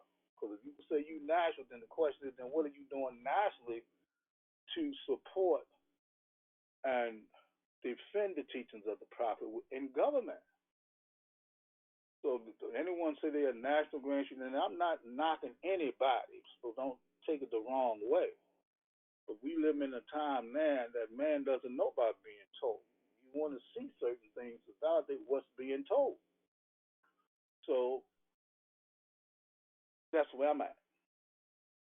I'm not a person for the spotlight. I ain't worried about all of that.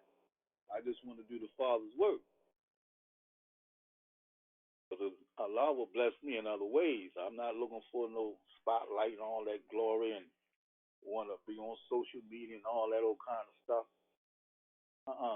The people still suffering, and we had the question and the answer to resolve all of our problems, but yet we can't come together to see exactly what it is according to law. And that's, oh my God, that's just unfortunate that we have so much, and it's so vital for us to understand what this is. That's why the prophet gave us a warning back in 1920 that if we didn't adhere to his divine instructions, all type of injustices are going to occur to us as a people, and you see what's going on. The racism is still festering. It hasn't stopped. They just sugarcoated it from a little bit here, a little bit there, but it's the same foundation of how we've been classified and identified. That's the problem. So if you don't know the truth about your classification and your identification, then you're going to be stuck in the mud. That's just what it is. So I'll just end with that particular segment, my brother, Deputy Sheik. If there's anything else pertaining to that particular question you may address, go ahead. But stemming from what all the noble brothers and sisters who spoke on the question, and I applaud them greatly. I'm just adding my little bit to it. Like I said, there's no big eyes and no little U's here. We all one, But we have to take time to be patient and listen to one another, support one another, and be about the work. Islam. Islam National Grand. We'll be moving on to our first question on the floor, which we got to, and it reads, who is William Dungy and how is his situation relevant to black people? Islam? Islam, thank you, Tom.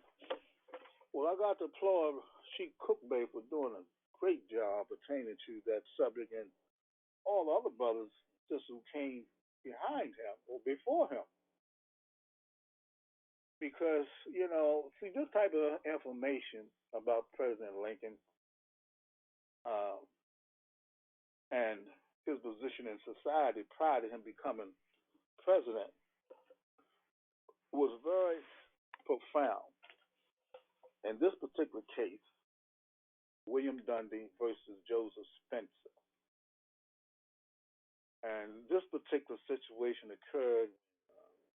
President Lincoln was a trial lawyer, and he argued that position for the Moor, who was William Dundee, and he won the case. I'm just going to highlight certain information that to camel back on what Sheikh Cookbay was stating, and Sheikh Orton Bay and Roy Bay and others. So basically, this was a family dispute that degenerated into a slanderous name-calling feud. And it frequently appeared in the antebellum Illinois circuit courts. So now what this is saying that they've had other activities like this. But President Lincoln or Mr. Lincoln at the time, because see, I have a book about Lincoln. It's called The Life and Times of President Lincoln. And Lincoln was a very spiritual person, very spiritual. Before he made any decision, he would always go to the Creator to ask guidance, etc. But nevertheless, he didn't condone slavery at all. He was against it. And he surely wanted to make a mark in society about how we were classified and identified. So the cases that was in the court reflected the intent of American slander law. And these laws were to safeguard an individual's good reputation in the community against petty character assassination. Now, Lincoln, he realized the value of his reputation, and he declared in his first printed political speech that every man is said to have his particular ambition, and he indicated that he has no other so great as that of being truly esteemed by his fellow men. So this one unique slander case, Lincoln argued at the DeWitt County Circuit Court, Clinton, Illinois. It was in May and October of 1855. And the terms evolved much more than a defamation of character. It really suggested that, like Huck Finn's friend Jim might have reconsidered his plan to escape to freedom. He was saying, I reckon by 4 in the morning, slipping, for daylight. This is the conversation during the time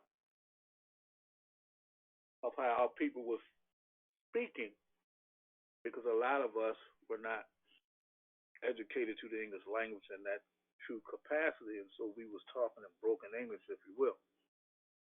So anyway, in August of 1851, William Dundee, he was a dark-skinned young man of Portuguese descent. He married Joseph Spencer's sister. And by that being the case, a family quarrel ensued, which became so bitter that in January of 1855, Spencer claimed throughout the community that his brother-in-law, he was known as Black Bill, was a Negro. So since 1819, the Illinois laws permitted quasi-slavery and restricted the immigration of free blacks into the state, just as other northern states passed personal liberty laws granting additional rights to the free blacks. Illinois, man, see, they got a little antsy. So Illinois toughened its stance against them. So in 1848, the Illinois Constitution required the General Assembly to pass such laws as would effectively prohibit free persons of color from immigrating to and settling in that state. Now, those prohibitions were passed as the Black Laws and went into force on February 12, 1853. Now, I'm coming this way to give you a foundation to correlate with what the other sheiks and officials was talking about. I'm just giving you a little bit more in depth so you can formulate a picture of that time and the actions that was taking place pertaining to Spencer, Lincoln, and Dungy. So, man, this was during the time of Lincoln's 44th birthday. Now, William Dundy faced losing a lot, not only his reputation, but his marriage, his property, and the right to remain in Illinois. Now, you had Section 10 of the 1853 law, which stated that every person who shall have 1/4 Negro blood shall be deemed a mulatto. Now, William Dundy, he retained Abraham Lincoln to quash the possibility that he might be judged a Negro and therefore suffer the severe penalties under the 1853 Act.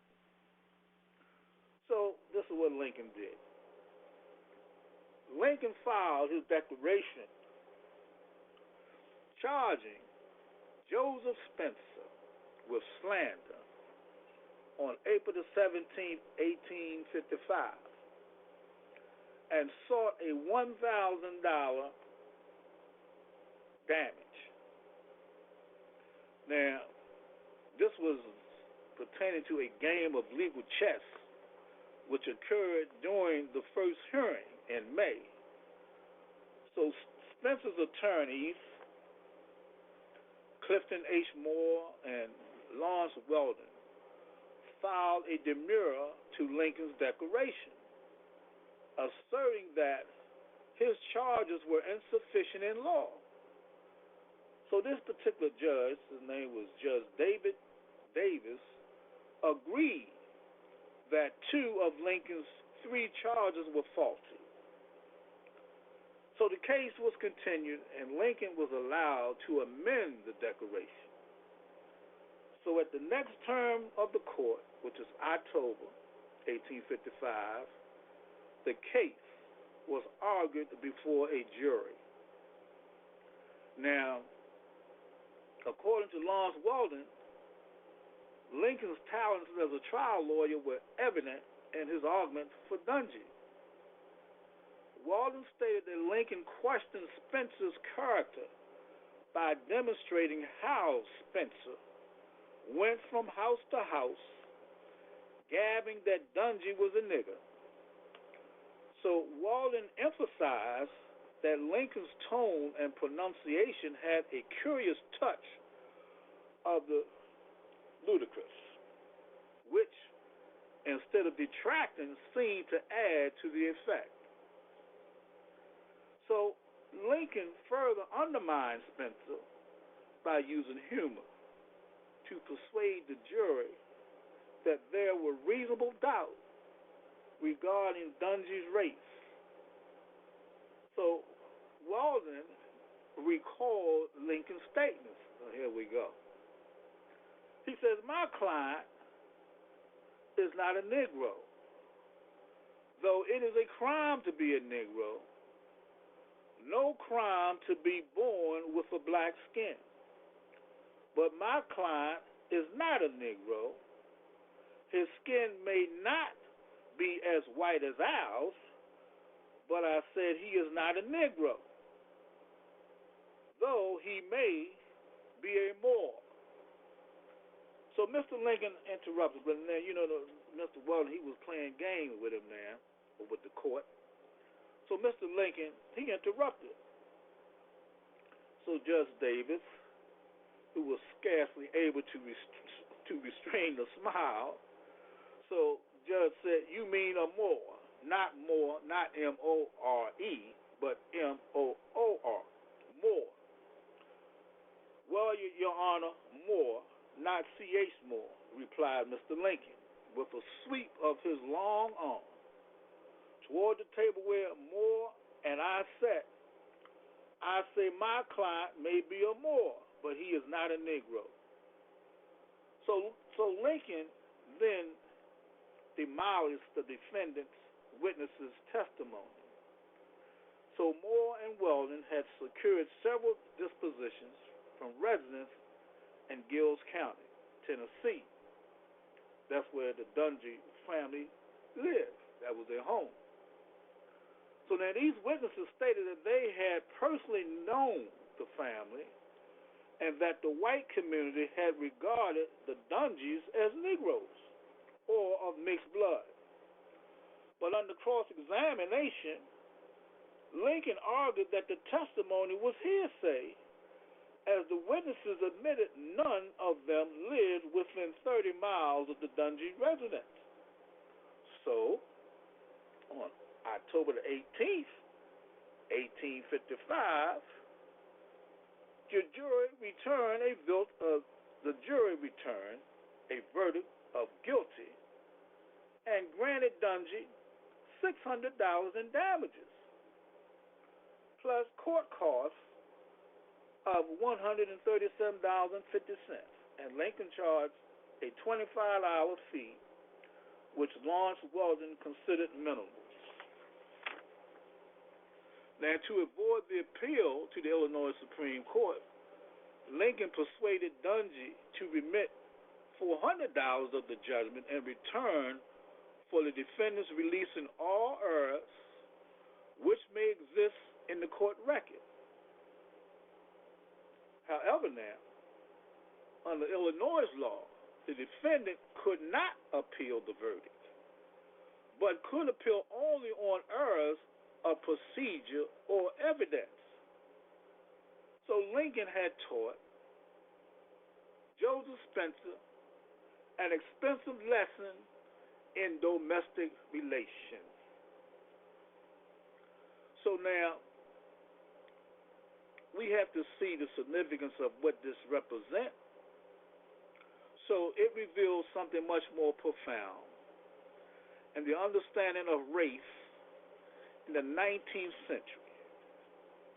So now Dungy, who had a slightly darker complexion than others in the community, claimed that his family was Portuguese.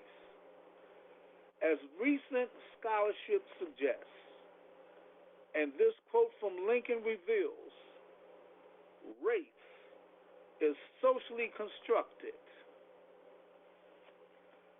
So Lincoln also stated that regardless of Dungy's skin color, his Portuguese or Moorish ancestry gave Dungy legal and social rights in the community, state, and the country. So this indicates the mindset of Mr. Lincoln and his definite skills in the courtroom to defend this brother, Dungy, who was not a Negro, but a Moor. So that concludes that case. But see, when we deal with us as a people, if we refer to earlier dictionaries and you look up the word black or Moor, you're going to see your adjective, black. Then you're going to see your noun. So if Webster, who was a Moor himself, you'll see that Webster, the dictionary, has already identified us as a Moor. He labeled your adjective first, and then your noun. That's why I ask people, I say, give me the noun of the people who call themselves black. That's where we need to put our thought to understand that these terms, black, negro, because they are slave brands. They are marks of slavery that should have dissipated in 1865. As our prophet teaches, they lasted until 1865 during that time of slavery. We won a civil war to be free. And once we won that war to be free, then all the vestiges of slavery died then.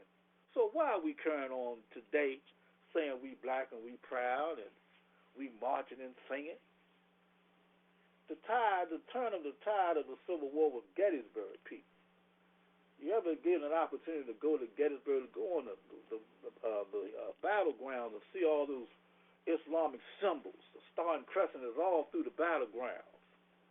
They're not going to teach you that history. When we met with the curators up there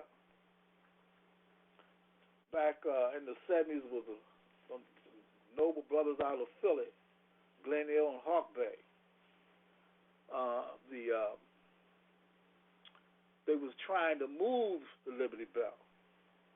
But see, even when you go in the scripture, it tell you don't even move the neighbor's landmark because you're going to be cursed. So they filed an injunction to stop the government from moving that bell. See, that's a landmark for us. It's on the 36-degree longitude, latitude, 36-degree 30 here in the west. That Liberty Bell is symbolic to us. That's why the inscription of Leviticus 25:10 is engraved on the top of the bell. Ye shall hallow within the 50th year, proclaim liberty throughout all the land, to all the inhabitants thereof, and it shall be a jubilee unto you to return every man into what? His possession and family. So, what are your possessions and who are your family? You know? So all this is relevant, but they're not going to teach this anyway. People. No. That Liberty Bell is a map. Turn it upside down. It's a landmark. And it identifies the promised land that they call Egypt of the West, the great body of the Republic. It consists of over 22 states. Over 22 states. Isn't that something? And we don't know nothing about it. But all this is predicated on the Emancipation Proclamation when you go back to the year September 22nd, 1862.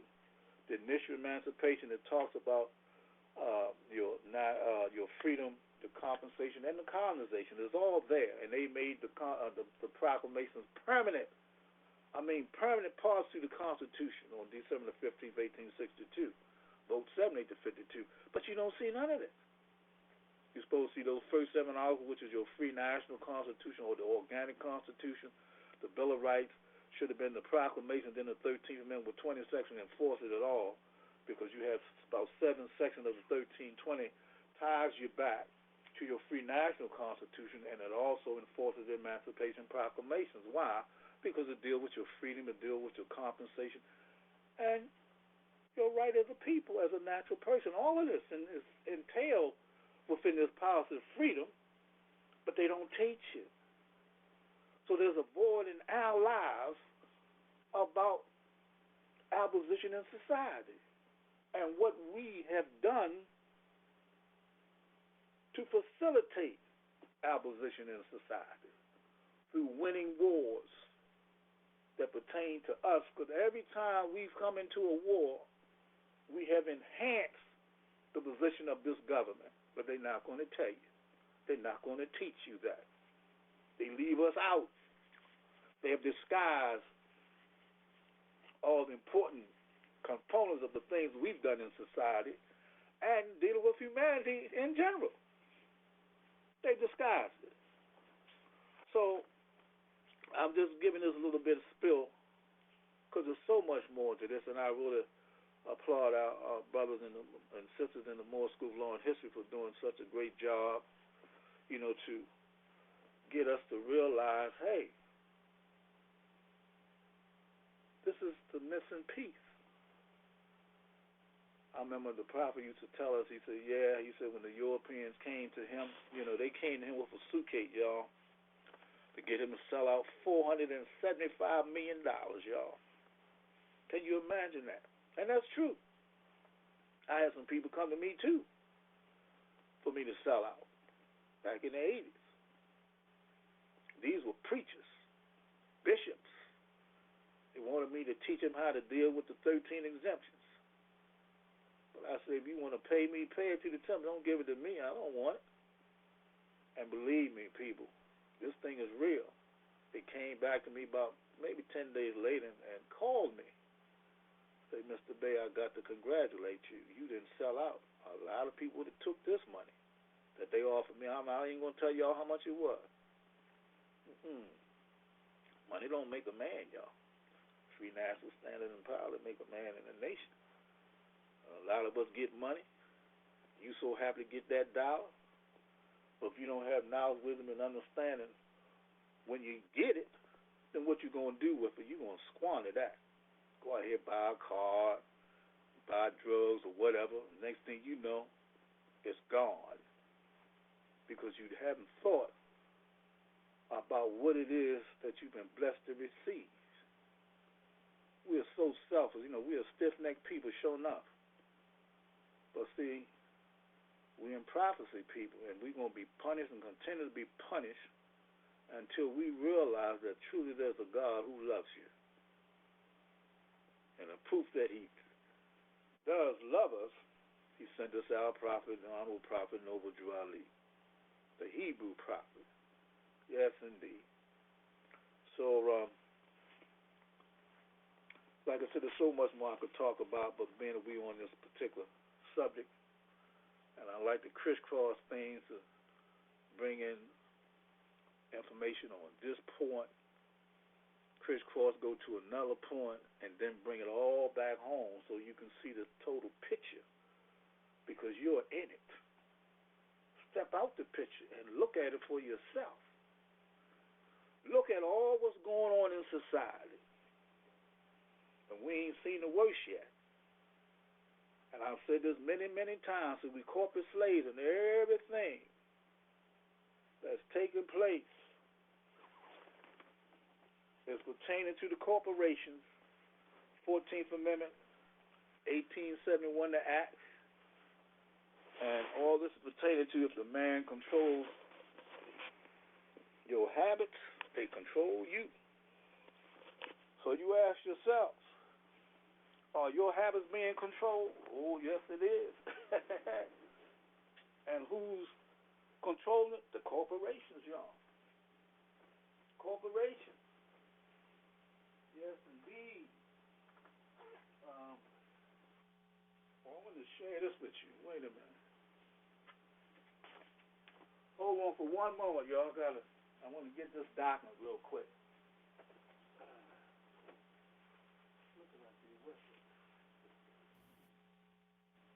Islam, their national grand. We'll hold on for you. Take your time. Islam.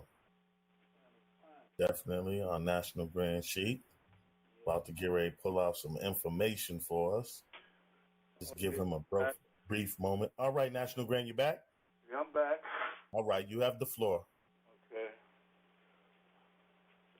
Well, this is, I know we was talking, I heard Moses was talking about the COVID thing, right? These vaccines, people, that's the poison, oh my God. But I want to, now this may tie into one of the previous questions, but I want to share this. And these are, now remember I said the corporations control everything. The man control your habits, control you. So everything we do is by corporations. You got the food industry, health, education, whatever. It's all corporate, everything.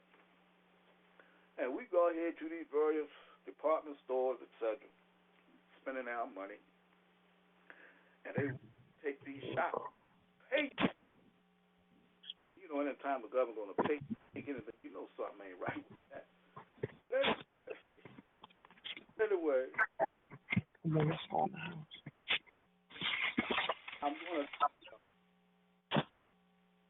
share some of these companies.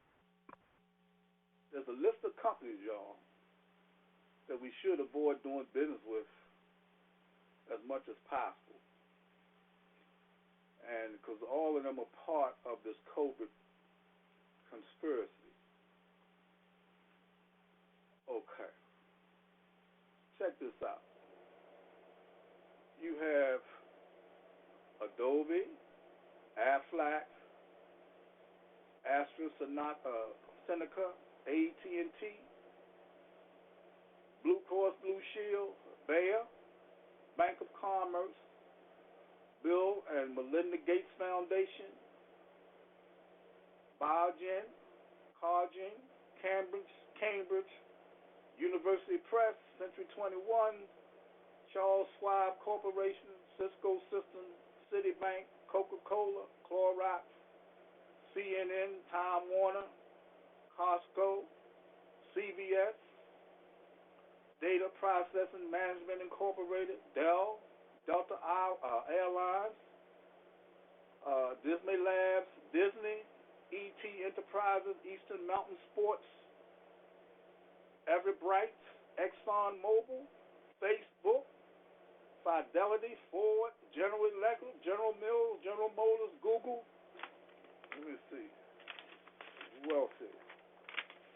The Government of Canada, Hampton Inn, Hilton Hotels, Home Depot, IMG, Infectious Disease Consultants Incorporated, Jason, Johnson & Johnson, GVC, Kaiser, Kohl's, Liberty Mutual, Magaglan, MailChimp, McDonald's, Merck, Microgenics, Microsoft, Motorola, and NFL,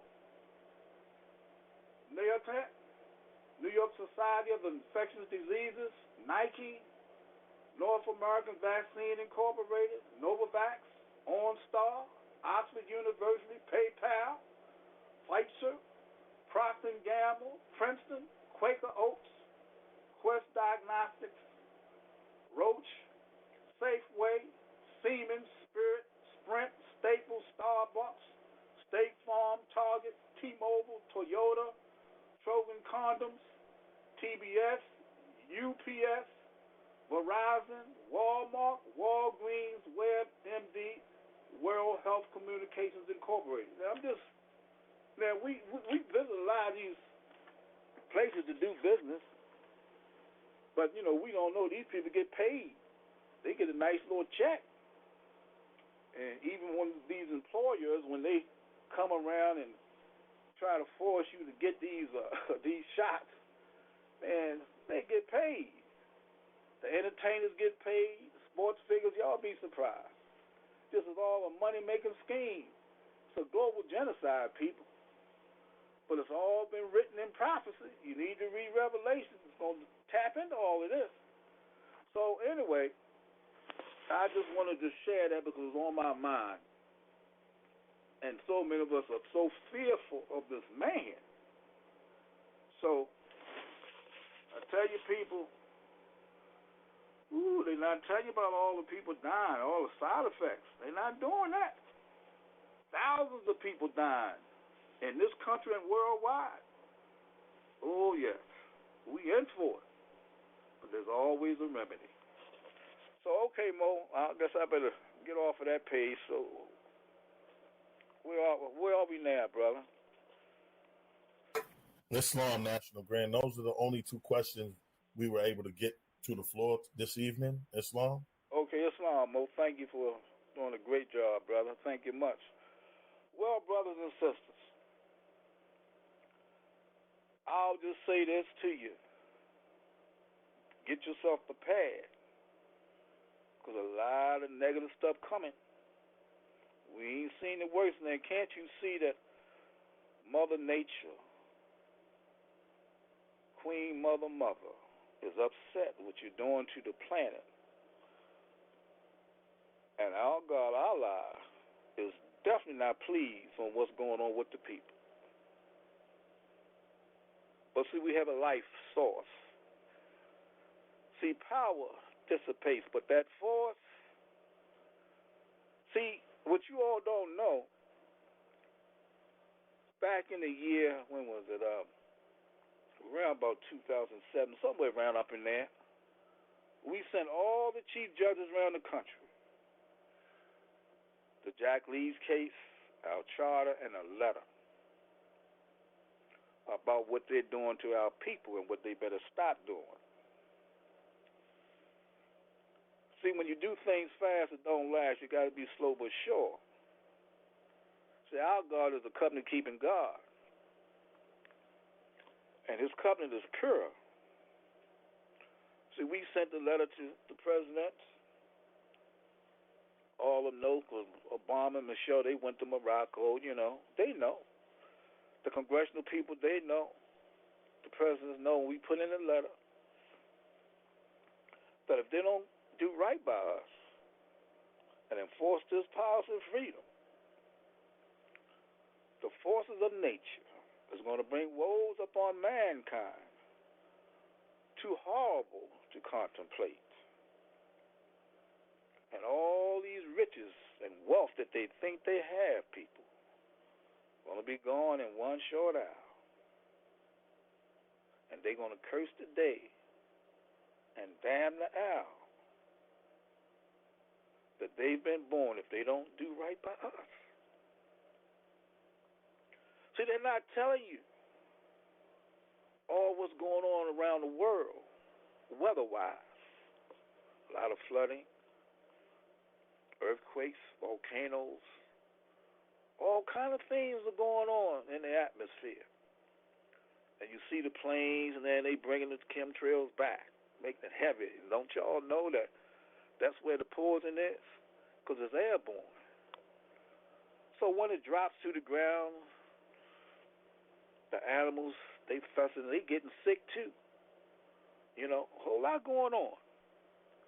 But see, all this happened eons ago in Atlantis.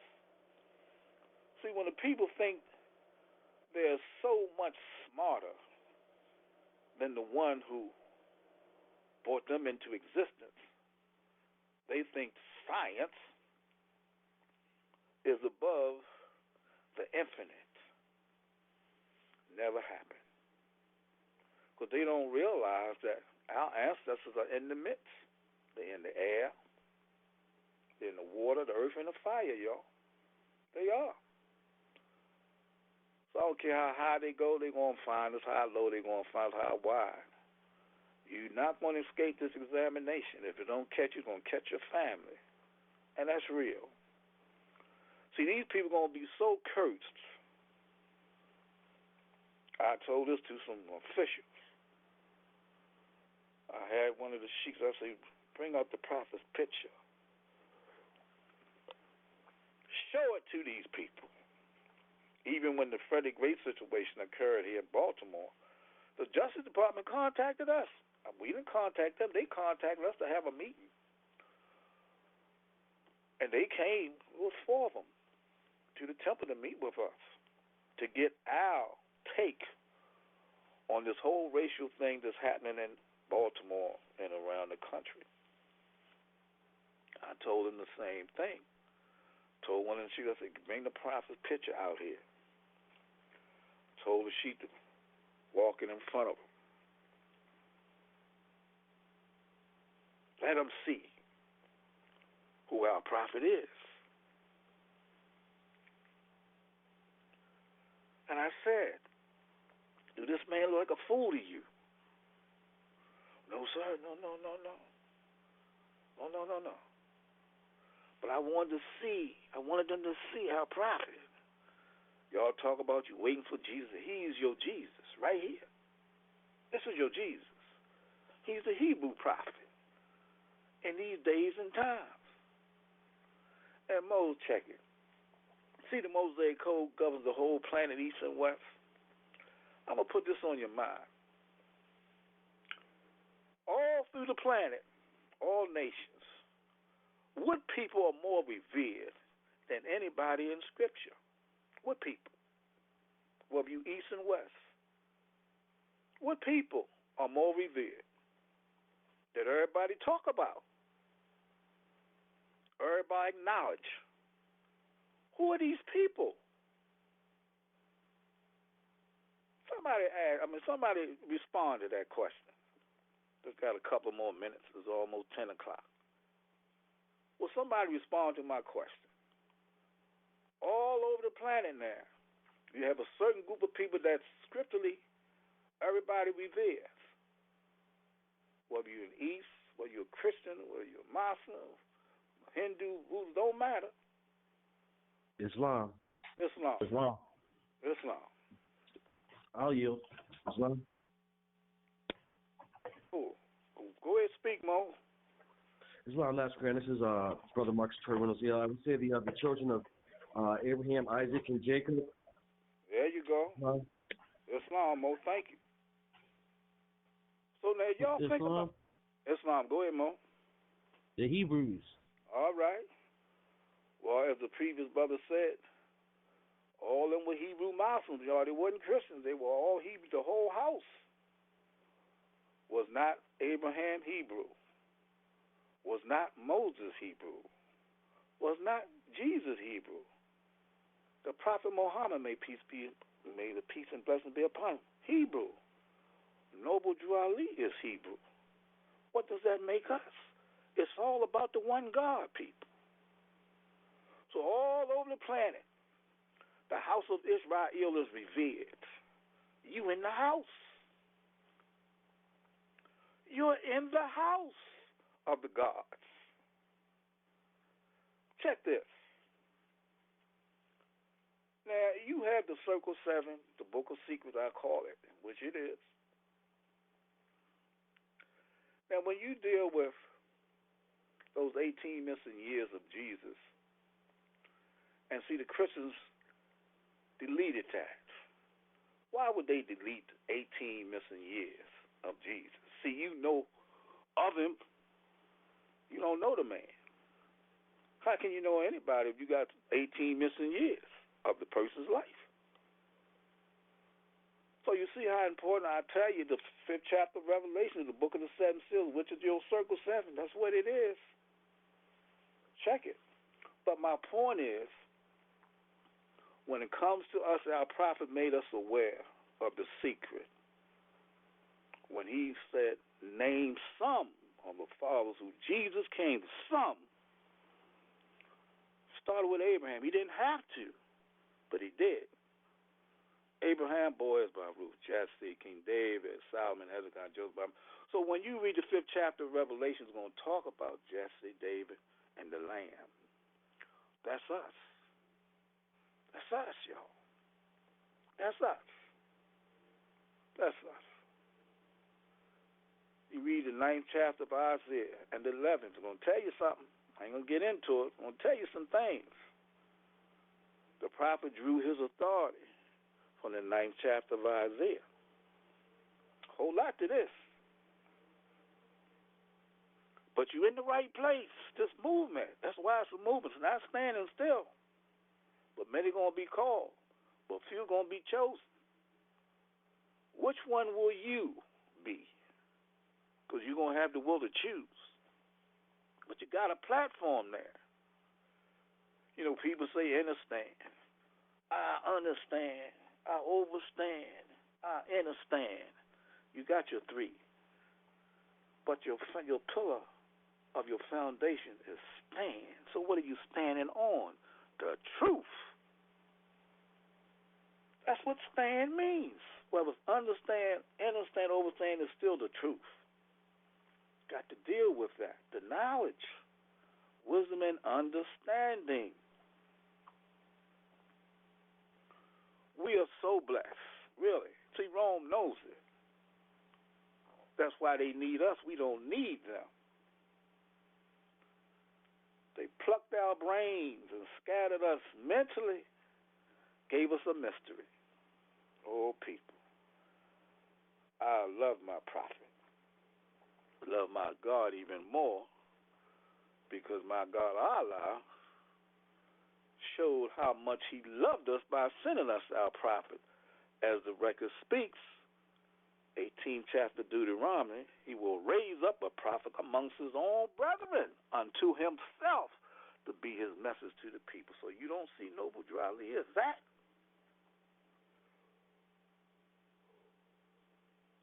Especially when he's the only man who brought you your nationality and birthright, your flag, your charter, taking you back to the house of the gods, the royal house of Israel, Jacob. I'm going to stop there. That's all. It's after 10. I can go on with some stuff. But anyway, I just want y'all to realize, people, come home. It's time. Yep. It's time to honor your God. Well, I'll say it's time for you to honor your prophet and praise your God. Because that's the reason why we fell all down through history. We violated his laws and commandments. Check the record. Look at all the civilizations. They rise, then they fall. What caused them to rise, what caused them to fall? A lie's been told. Truth does what? Set you free, make you free, and keep you free. So now you're in the house of love where everything comes from. Everything starts with love first. So you in this house of love. So much love. But now it's up to you to bring it forth from within. So with that, Mo, Brother W. Sheik, I'm zipping my lips. So thanking everyone, and I really applaud my noble brothers and sisters, our officials, and all those who have spoken this evening. Come back. We all spokes in this wheel. Bring your attributes so we can build this nation. Because the world have nowhere to look but to the west. That's why we're being blessed by the best. Islam, Islam, Islam. Thank you much.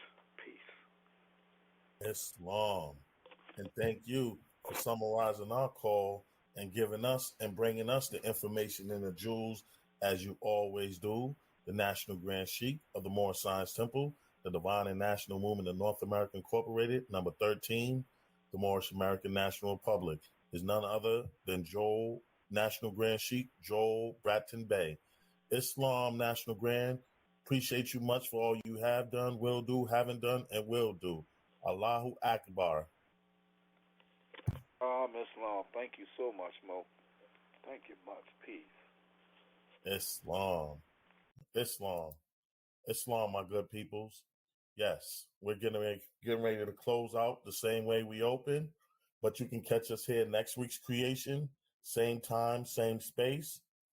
But as for now, can I please have everyone who is able to stand erect, facing towards the east, heels together, toes apart, separated at a 45-degree angle, upper arms parallel to the floor, forearms perpendicular, 5 fingers erect and together on the left, and 2 fingers erect and together on the right. Allah, the Father of the universe, the Father of love, truth, peace, freedom, and justice. Allah is my protector, my guide, and my salvation, by night and by day, through his holy prophet, Drew Ali. Ameen. Trusting everyone has a safe rest of the week. Keep safe, stay sane. Until next week's creation, much love and peace, peace, peace. Go in peace, Moors.